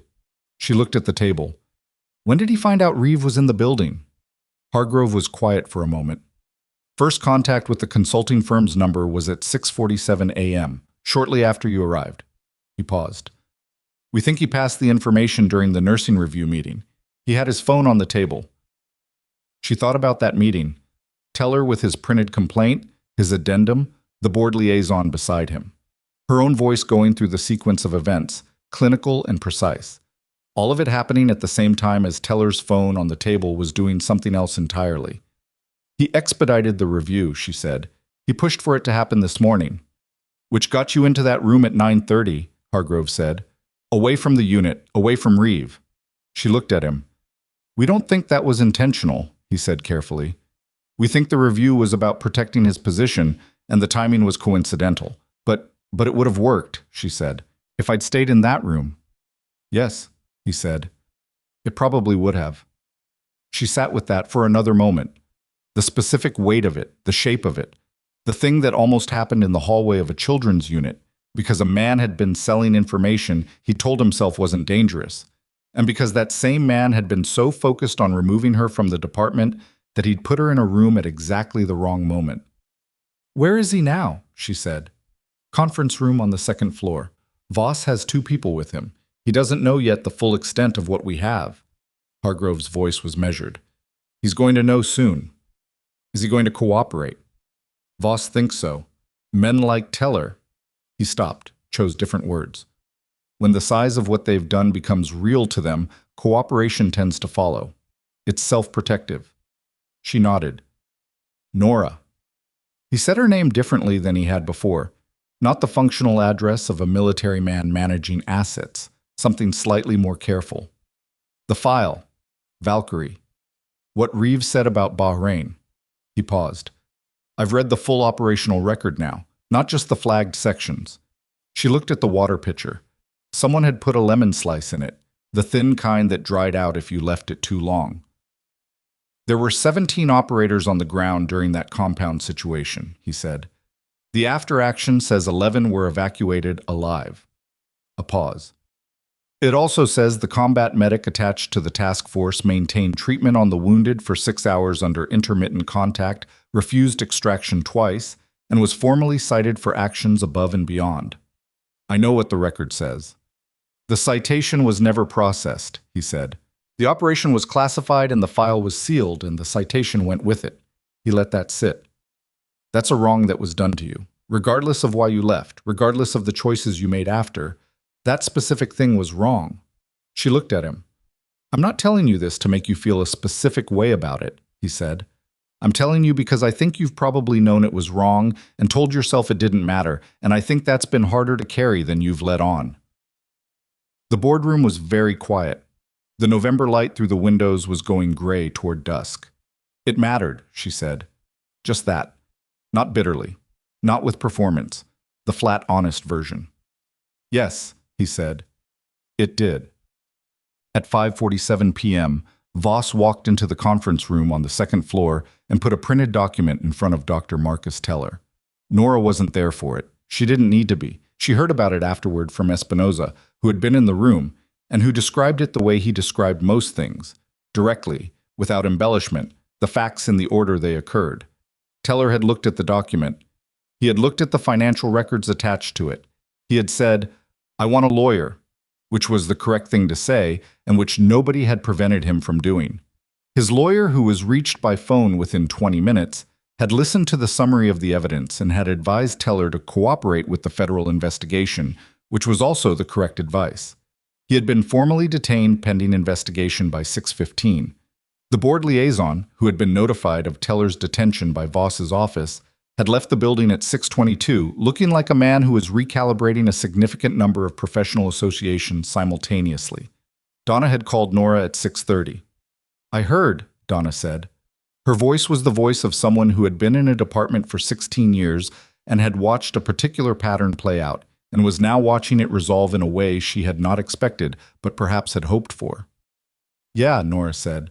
"Are you okay?" She was sitting in the break room again.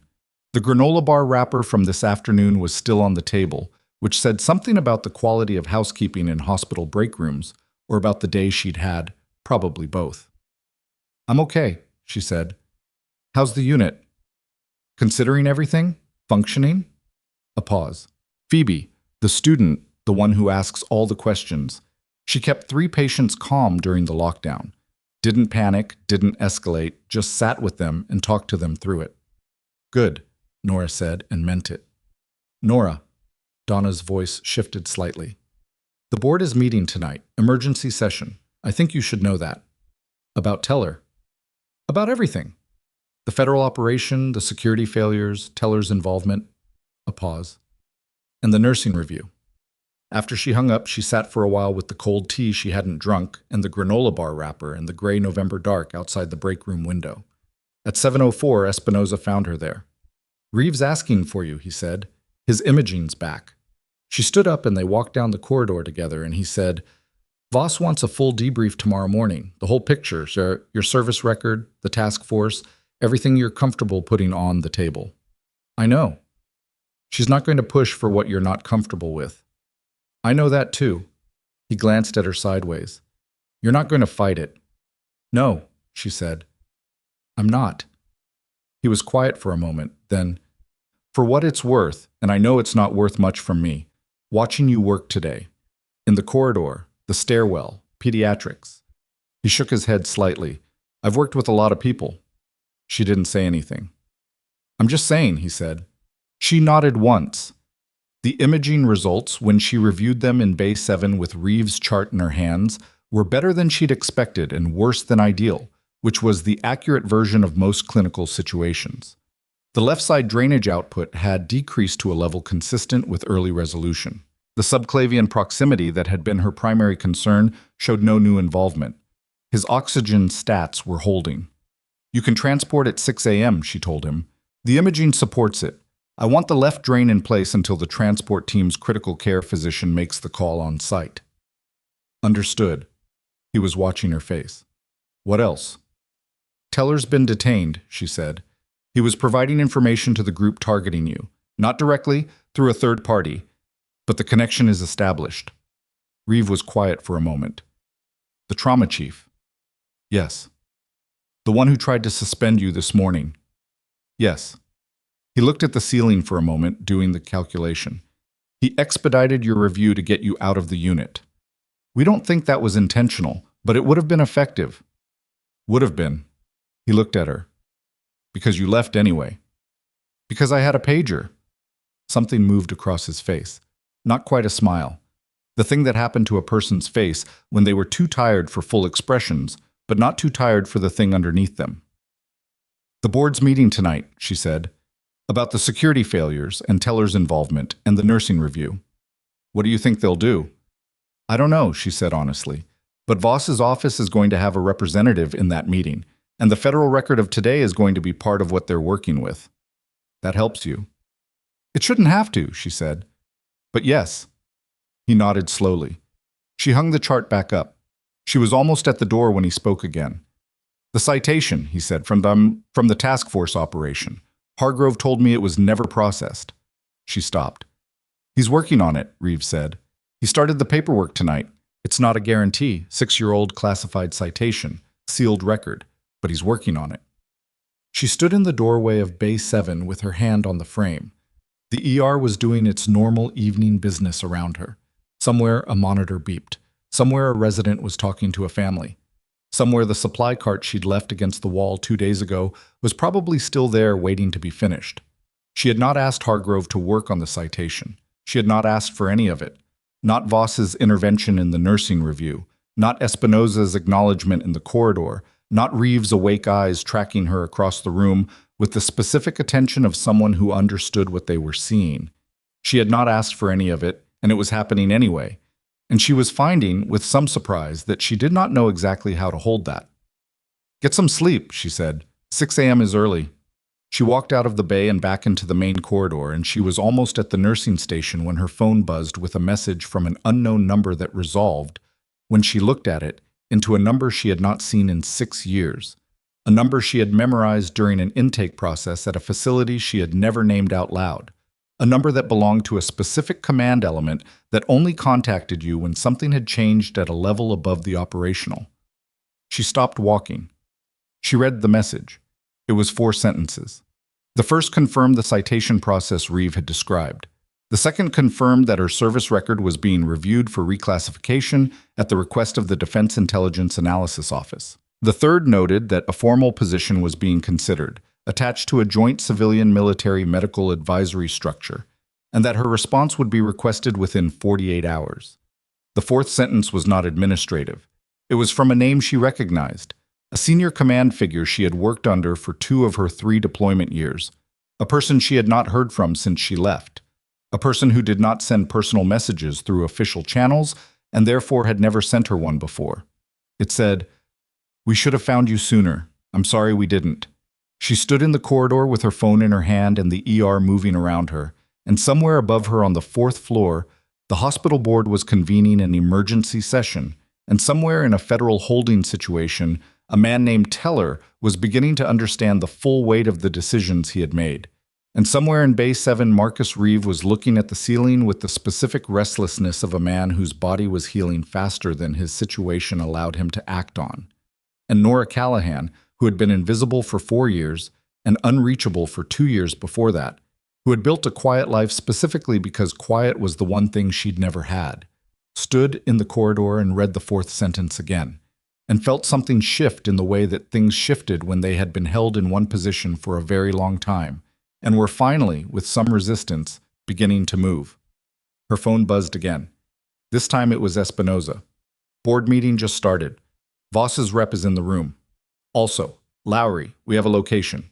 She typed back, "How solid is the location?" Espinoza's reply came in 11 seconds. Hotel 4 miles out. Analyst matched the cell contact to a room registration.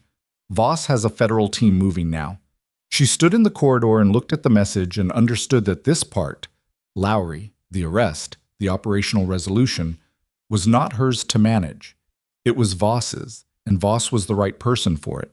And one of the things Nora had learned over years of working in environments where everyone had a role was that knowing the edges of your role was not a limitation. It was how things actually got done.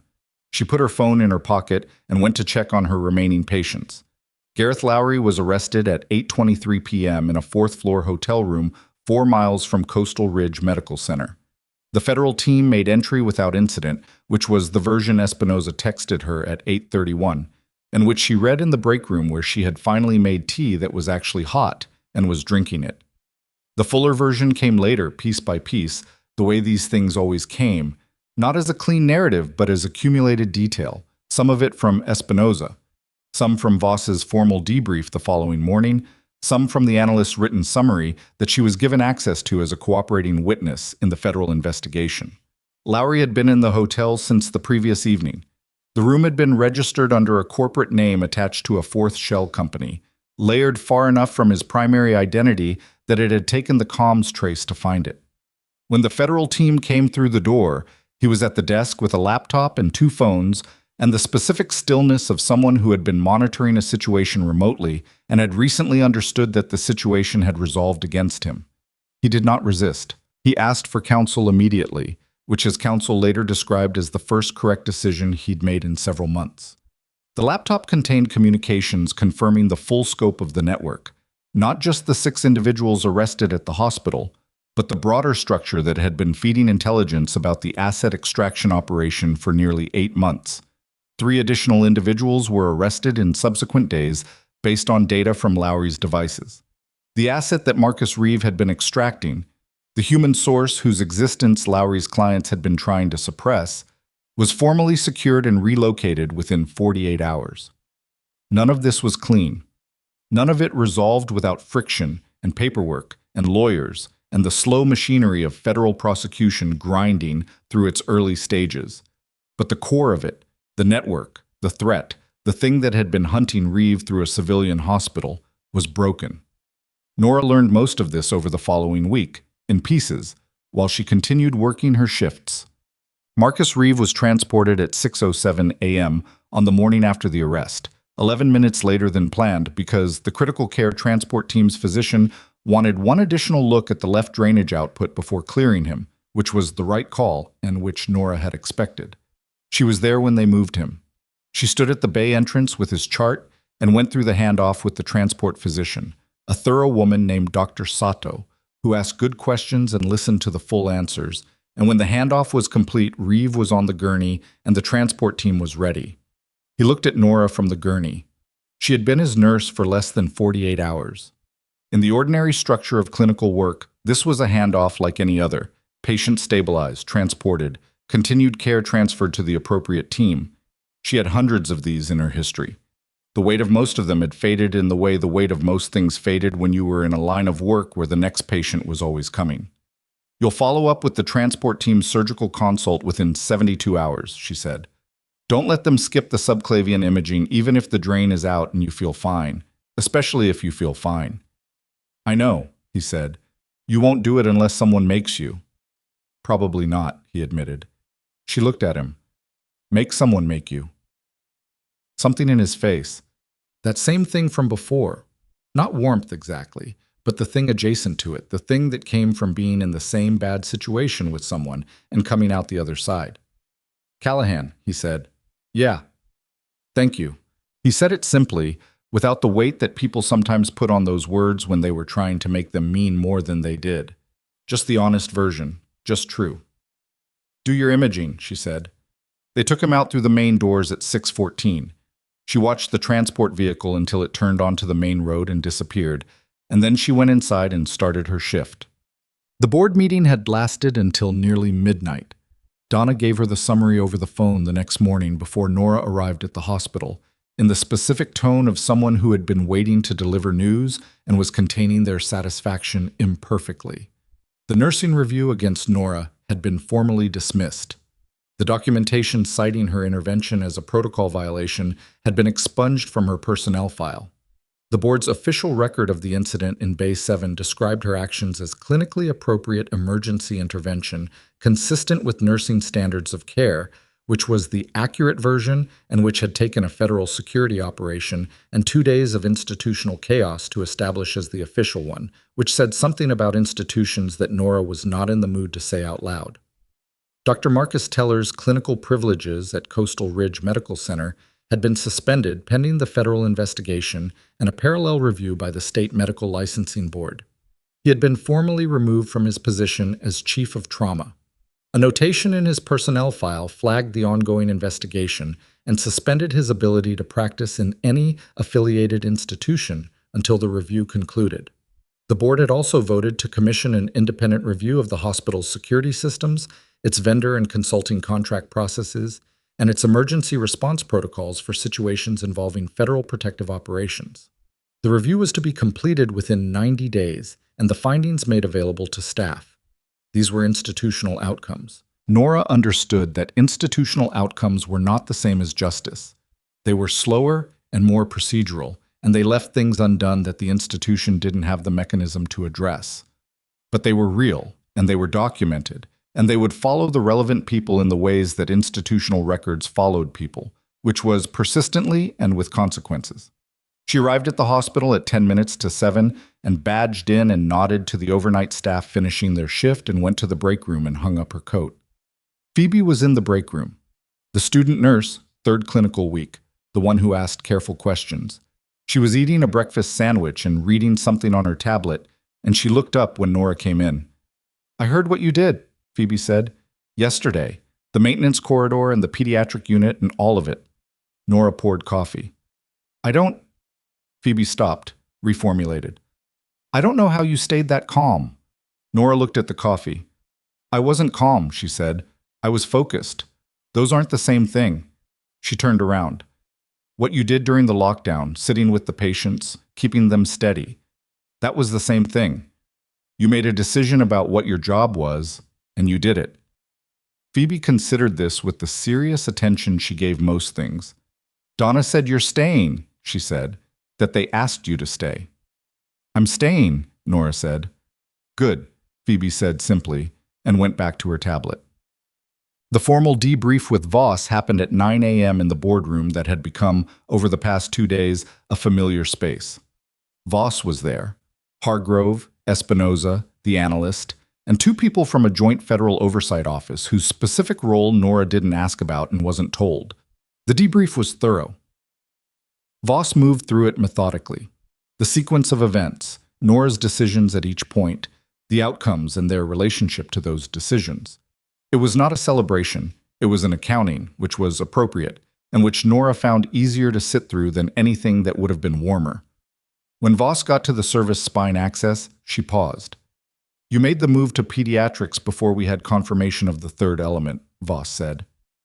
"Yes. Based on inference. Based on how the plan read when I saw all 3 elements together. The corridor group was too visible. The stairwell team was better equipped, but they approached through the most monitored access. The service spine was the one that made tactical sense as the primary push." Voss looked at her. "You read the plan from the first 2 elements and moved on the third before we confirmed it." "Yes." "That's not nursing training." "No," Nora agreed. A pause. "For the record, and the record is classified, your assessment was correct, and your action prevented access to the pediatric unit by an armed individual. The outcome would have been different if you hadn't been there." She said it the way she said everything, flat, factual. But Nora heard the thing underneath it, which was the professional acknowledgement of someone who did not give them cheaply. "Thank you," Nora said. Voss moved to the next section. At the end of the debrief, when the other people in the room were gathering their materials, Hargrove stayed seated. He looked at Nora across the table. "The citation," he said. "I submitted the reclassification request last night through the appropriate command channel. It'll take time. These things take time, but the originating record supports it, and Voss's office is providing a supporting memo." He paused. "I can't promise a timeline." "I know. But it'll happen." She looked at him. "Why did you work on it?" He considered the question in the way he considered most things, directly, without deflecting. "Because it was right," he said. "And because I read that file and I understood what you did, and I understood what it cost, and the record should reflect both of those things." He paused again.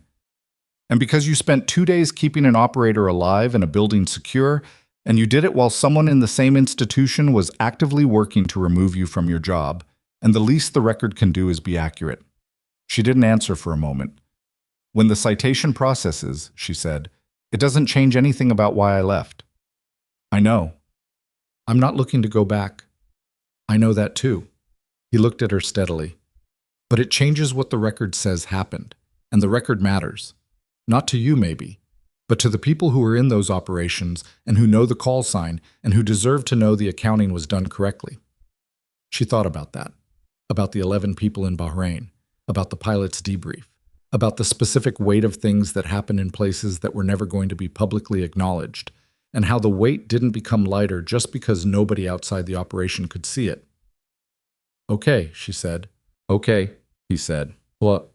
3 weeks after the federal operation at Coastal Ridge Medical Center, on a Tuesday morning in early December when the first serious cold of the season had finally arrived and the parking lot had a thin frost on it that nobody had gotten around to treating yet, Nora arrived at the hospital for a meeting that was not a shift.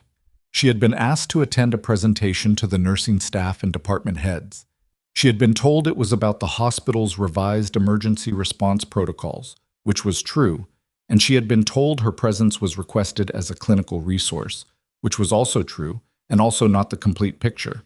The boardroom held 30 people, department heads, charge nurses, senior clinical staff, 2 board members, and at the back of the room, Voss and Espinoza, which Nora had not been told about, and which she registered with a specific internal stillness when she saw them. The hospital's new interim trauma chief, a woman named Dr. Priya Anand, who had been brought in from a university medical center 2 weeks ago and who had already established a reputation for being demanding in the specific useful way, presented the revised emergency response protocols. They were substantially different from the previous ones. The camera coverage gaps had been corrected, the secondary access badge system had been overhauled, the federal coordination protocol had been formally documented with specific roles and decision trees.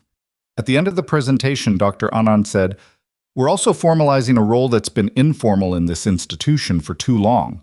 She looked at Nora, which meant the 30 people in the room also looked at Nora. The position of emergency response liaison was approved by the board last week. It's a clinical role with expanded authority in active emergency situations, attached to the trauma department, with a direct reporting line to both department leadership and hospital administration. A pause. We'd like Nurse Callahan to fill it. The room was quiet. Nora sat with this for a moment. She was aware of being looked at, which was a different awareness than she usually carried in this building. Not the background invisibility of the person everyone stepped around, but something more exposed and less comfortable. She looked at Dr. Anand. What does the role involve? Building and running the emergency response training program for nursing staff, developing the protocols we just reviewed on an ongoing basis, in consultation with security and administration, and in active emergency situations, operating with the authority to make clinical and tactical decisions without requiring attending physician clearance. Anand said it plainly, without decoration. What you did during the federal operation, essentially, but with institutional backing and a job title. Nora looked at the table for a moment. She thought about the moment she'd stood in the maintenance corridor with 3 men in front of her and the alarm panel at her shoulder, and the specific decision that had been made before the moment arrived. She thought about Sylvie Marsh running the pediatric unit, Phoebe sitting with frightened patients during a lockdown, the transport physician double-checking the drainage because she wanted to be sure. She thought about the student nurses who would come through this building in the next 5 years, the ones who would encounter situations their training hadn't fully prepared them for, the ones who needed to know what to do when the relevant person in the room was them. She thought about what it meant to stop hiding a thing you were good at. Yes, she said. Dr. Anand nodded. No ceremony about it. Just the acknowledgement of someone who had expected the answer and had things to do. The meeting dispersed with the particular energy of a room full of people who had received information and were already processing its implications. People came and spoke to her. Donna, with the expression she'd been containing since the morning she'd called with the board news. Sylvie Marsh from Pediatrics, who shook her hand with a grip that said everything she didn't put into words. Terrell from the same unit, who said that was you in the corridor, wasn't it? With the specific wonder of someone assembling a picture that had been partial until now. She said yes. She was finding it easier to say yes. Espinoza found her near the door. Voss wanted to come, he said. She had a thing, but she said to tell you. He stopped, tried to get it right. She said the DIO position is still available if you want it. Joint Civilian Military Medical Advisory. She's holding it for 60 days. He paused. And she said you'd probably say no. She's right, Nora said. She said you'd say that too. He almost smiled. She also said she respects it. Nora looked at him. He had the same quality he'd had since the first night. Direct, unadorned. The kind of person who was exactly what he appeared to be, which was rarer than it should have been. Thank you, she said, for the last 2 days. For all of it. You did the work, he said. We did the work. He accepted this with a nod that meant he understood what she was saying and agreed with it and was not going to make more of it than it was, which she appreciated. In January, the State Medical Licensing Board concluded its preliminary review of Dr. Marcus Teller's conduct and issued a formal notice of investigation covering 3 separate categories: falsification of incident reports, abuse of administrative authority against subordinate staff, and failure to maintain appropriate supervisory standards in the context of the Bay 7 incident. The investigation was expected to take 6 to 8 months to conclude. His legal counsel had entered a cooperative posture with the federal investigation, which had its own timeline. He would not be practicing trauma medicine at Coastal Ridge or any affiliated institution in the foreseeable future. He would likely not be practicing it anywhere while the investigations were active.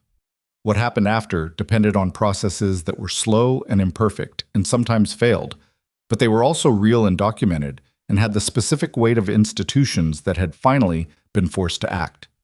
Nora learned the details of the licensing notice from Donna, who read her the relevant sections over the phone with the measured tone of someone who had watched a particular kind of injustice operate for a long time and was observing its reversal without gloating, because gloating was not the appropriate response to a thing that should never have been necessary in the first place.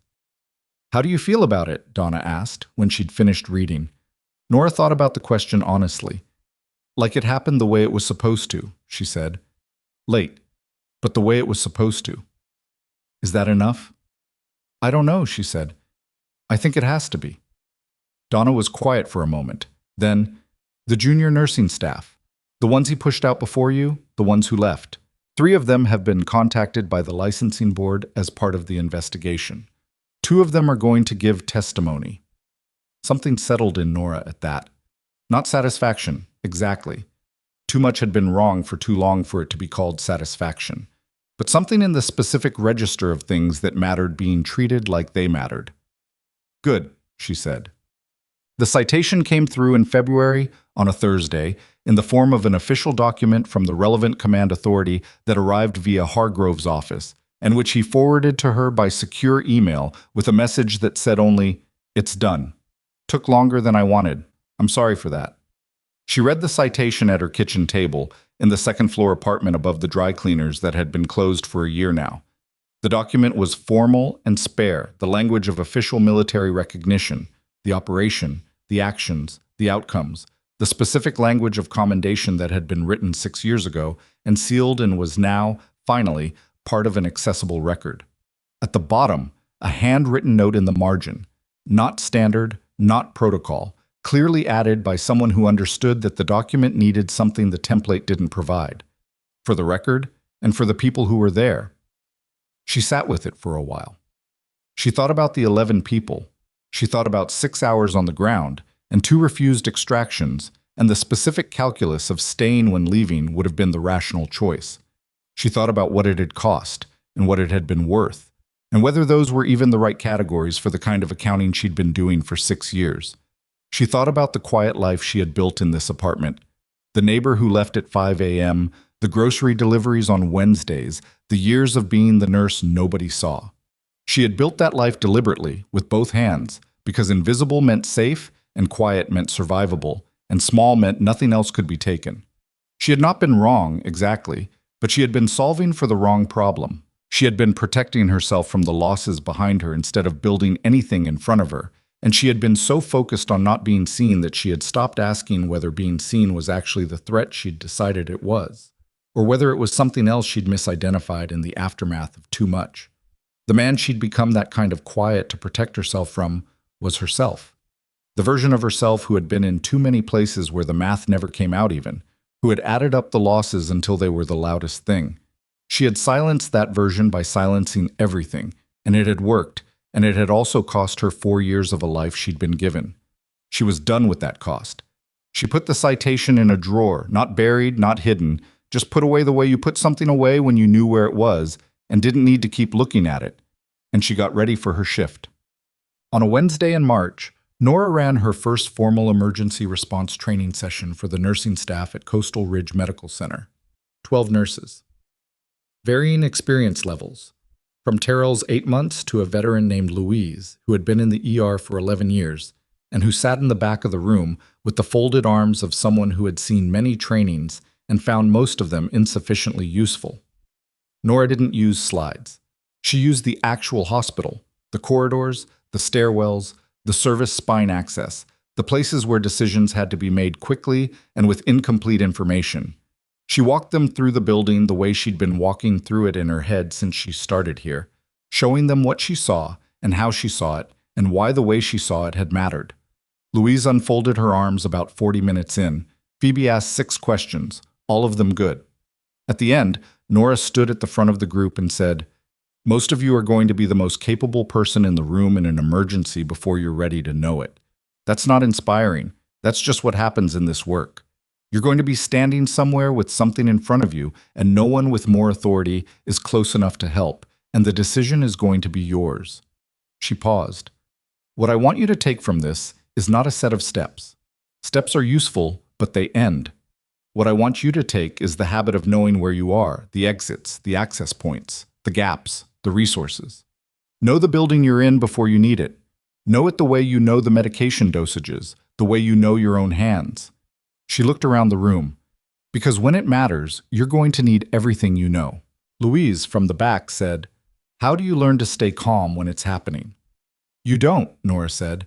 "You learn to stay functional. Calm is a different thing, and it's less useful." Louise looked at her for a moment. Then she nodded, once, the nod of someone who had been told something true and recognized it as true. "In April," Hargrove called. "Not about anything operational, just a call. The specific kind of call that people made when they were keeping a connection that they'd decided was worth keeping, which was a thing that military people were sometimes worse at than they appeared to be, and sometimes better at than you expected." He told her that Reeve had completed his surgical follow-up, that the subclavian proximity wound had resolved cleanly, that he had returned to limited duty 2 weeks earlier than his medical team had predicted, which tracked.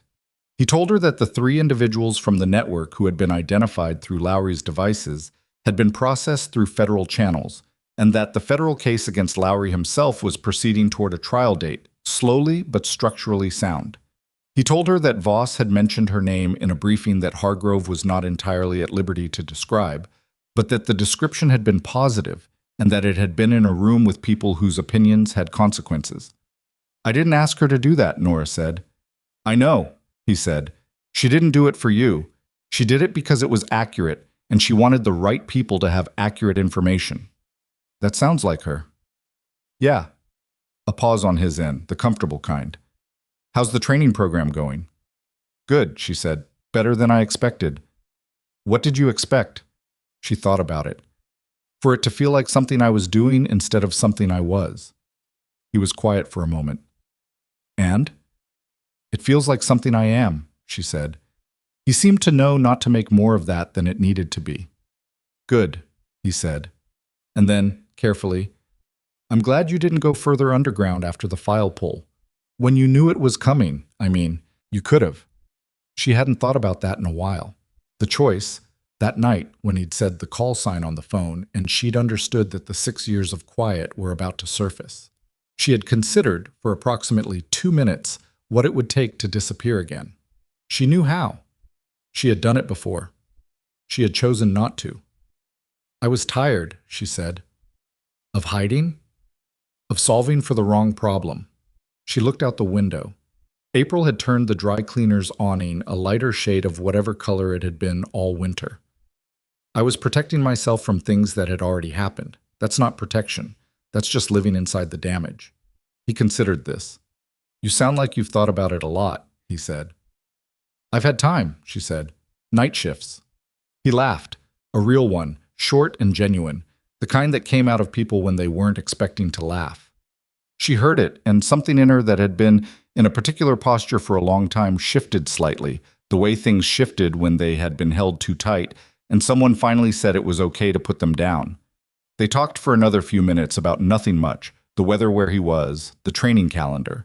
A question she had about the reclassification process that he answered briefly and without making it a larger thing than it was.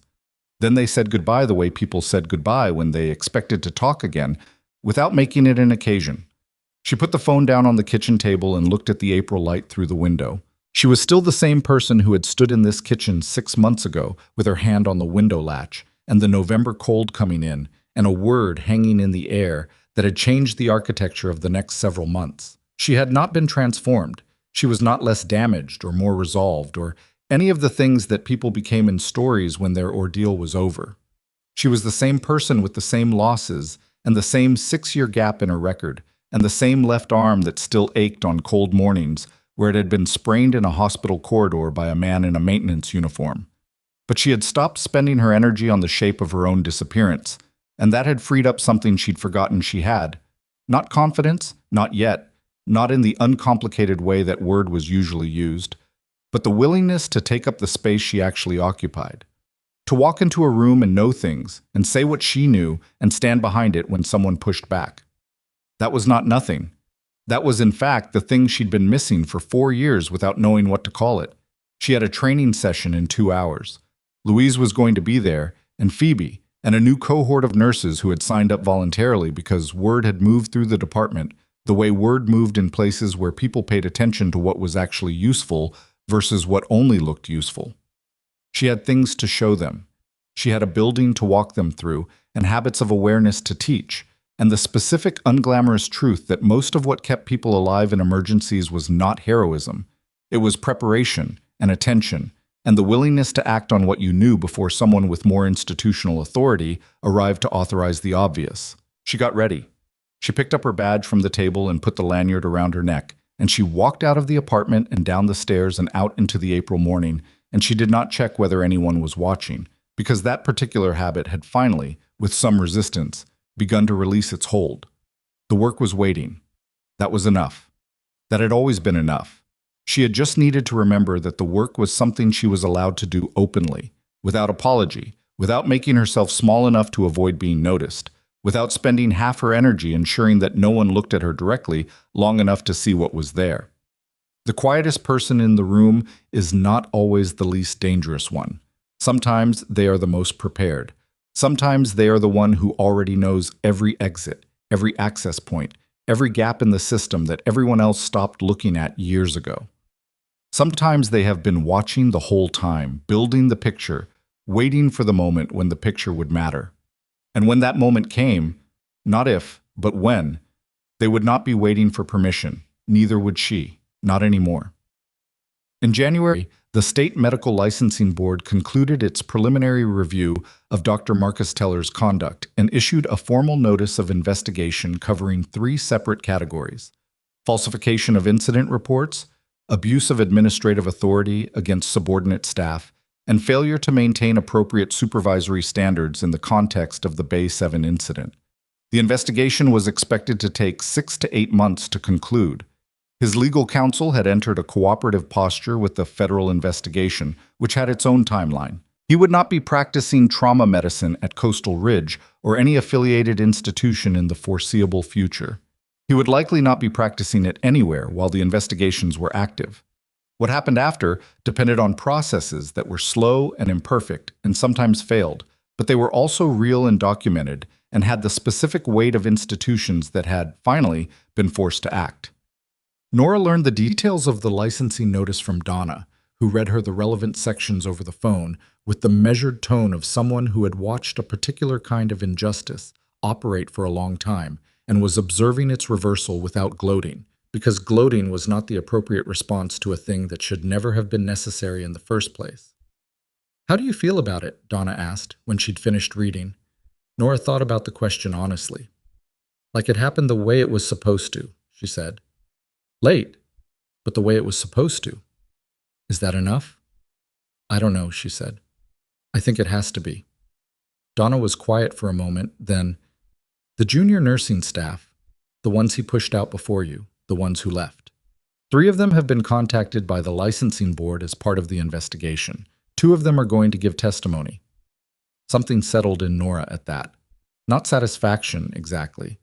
Too much had been wrong for too long for it to be called satisfaction. But something in the specific register of things that mattered being treated like they mattered. Good, she said. The citation came through in February, on a Thursday, in the form of an official document from the relevant command authority that arrived via Hargrove's office, and which he forwarded to her by secure email with a message that said only, "It's done. Took longer than I wanted. I'm sorry for that." She read the citation at her kitchen table, in the second-floor apartment above the dry cleaners that had been closed for a year now. The document was formal and spare, the language of official military recognition, the operation, the actions, the outcomes, the specific language of commendation that had been written 6 years ago and sealed and was now, finally, part of an accessible record. At this bottom, a handwritten note in the margin, not standard, not protocol, clearly added by someone who understood that the document needed something the template didn't provide. For the record, and for the people who were there. She sat with it for a while. She thought about the 11 people. She thought about 6 hours on the ground and 2 refused extractions, and the specific calculus of staying when leaving would have been the rational choice. She thought about what it had cost and what it had been worth, and whether those were even the right categories for the kind of accounting she'd been doing for 6 years. She thought about the quiet life she had built in this apartment, the neighbor who left at 5 a.m., the grocery deliveries on Wednesdays, the years of being the nurse nobody saw. She had built that life deliberately, with both hands, because invisible meant safe, and quiet meant survivable, and small meant nothing else could be taken. She had not been wrong, exactly, but she had been solving for the wrong problem. She had been protecting herself from the losses behind her instead of building anything in front of her, and she had been so focused on not being seen that she had stopped asking whether being seen was actually the threat she'd decided it was, or whether it was something else she'd misidentified in the aftermath of too much. The man she'd become that kind of quiet to protect herself from was herself. The version of herself who had been in too many places where the math never came out even, who had added up the losses until they were the loudest thing. She had silenced that version by silencing everything, and it had worked, and it had also cost her 4 years of a life she'd been given. She was done with that cost. She put the citation in a drawer, not buried, not hidden, just put away the way you put something away when you knew where it was and didn't need to keep looking at it. And she got ready for her shift. On a Wednesday in March, Nora ran her first formal emergency response training session for the nursing staff at Coastal Ridge Medical Center. 12 nurses. Varying experience levels, from Terrell's 8 months to a veteran named Louise, who had been in the ER for 11 years and who sat in the back of the room with the folded arms of someone who had seen many trainings and found most of them insufficiently useful. Nora didn't use slides. She used the actual hospital, the corridors, the stairwells, the service spine access, the places where decisions had to be made quickly and with incomplete information. She walked them through the building the way she'd been walking through it in her head since she started here, showing them what she saw and how she saw it and why the way she saw it had mattered. Louise unfolded her arms about 40 minutes in. Phoebe asked 6 questions, all of them good. At the end, Nora stood at the front of the group and said, "Most of you are going to be the most capable person in the room in an emergency before you're ready to know it. That's not inspiring.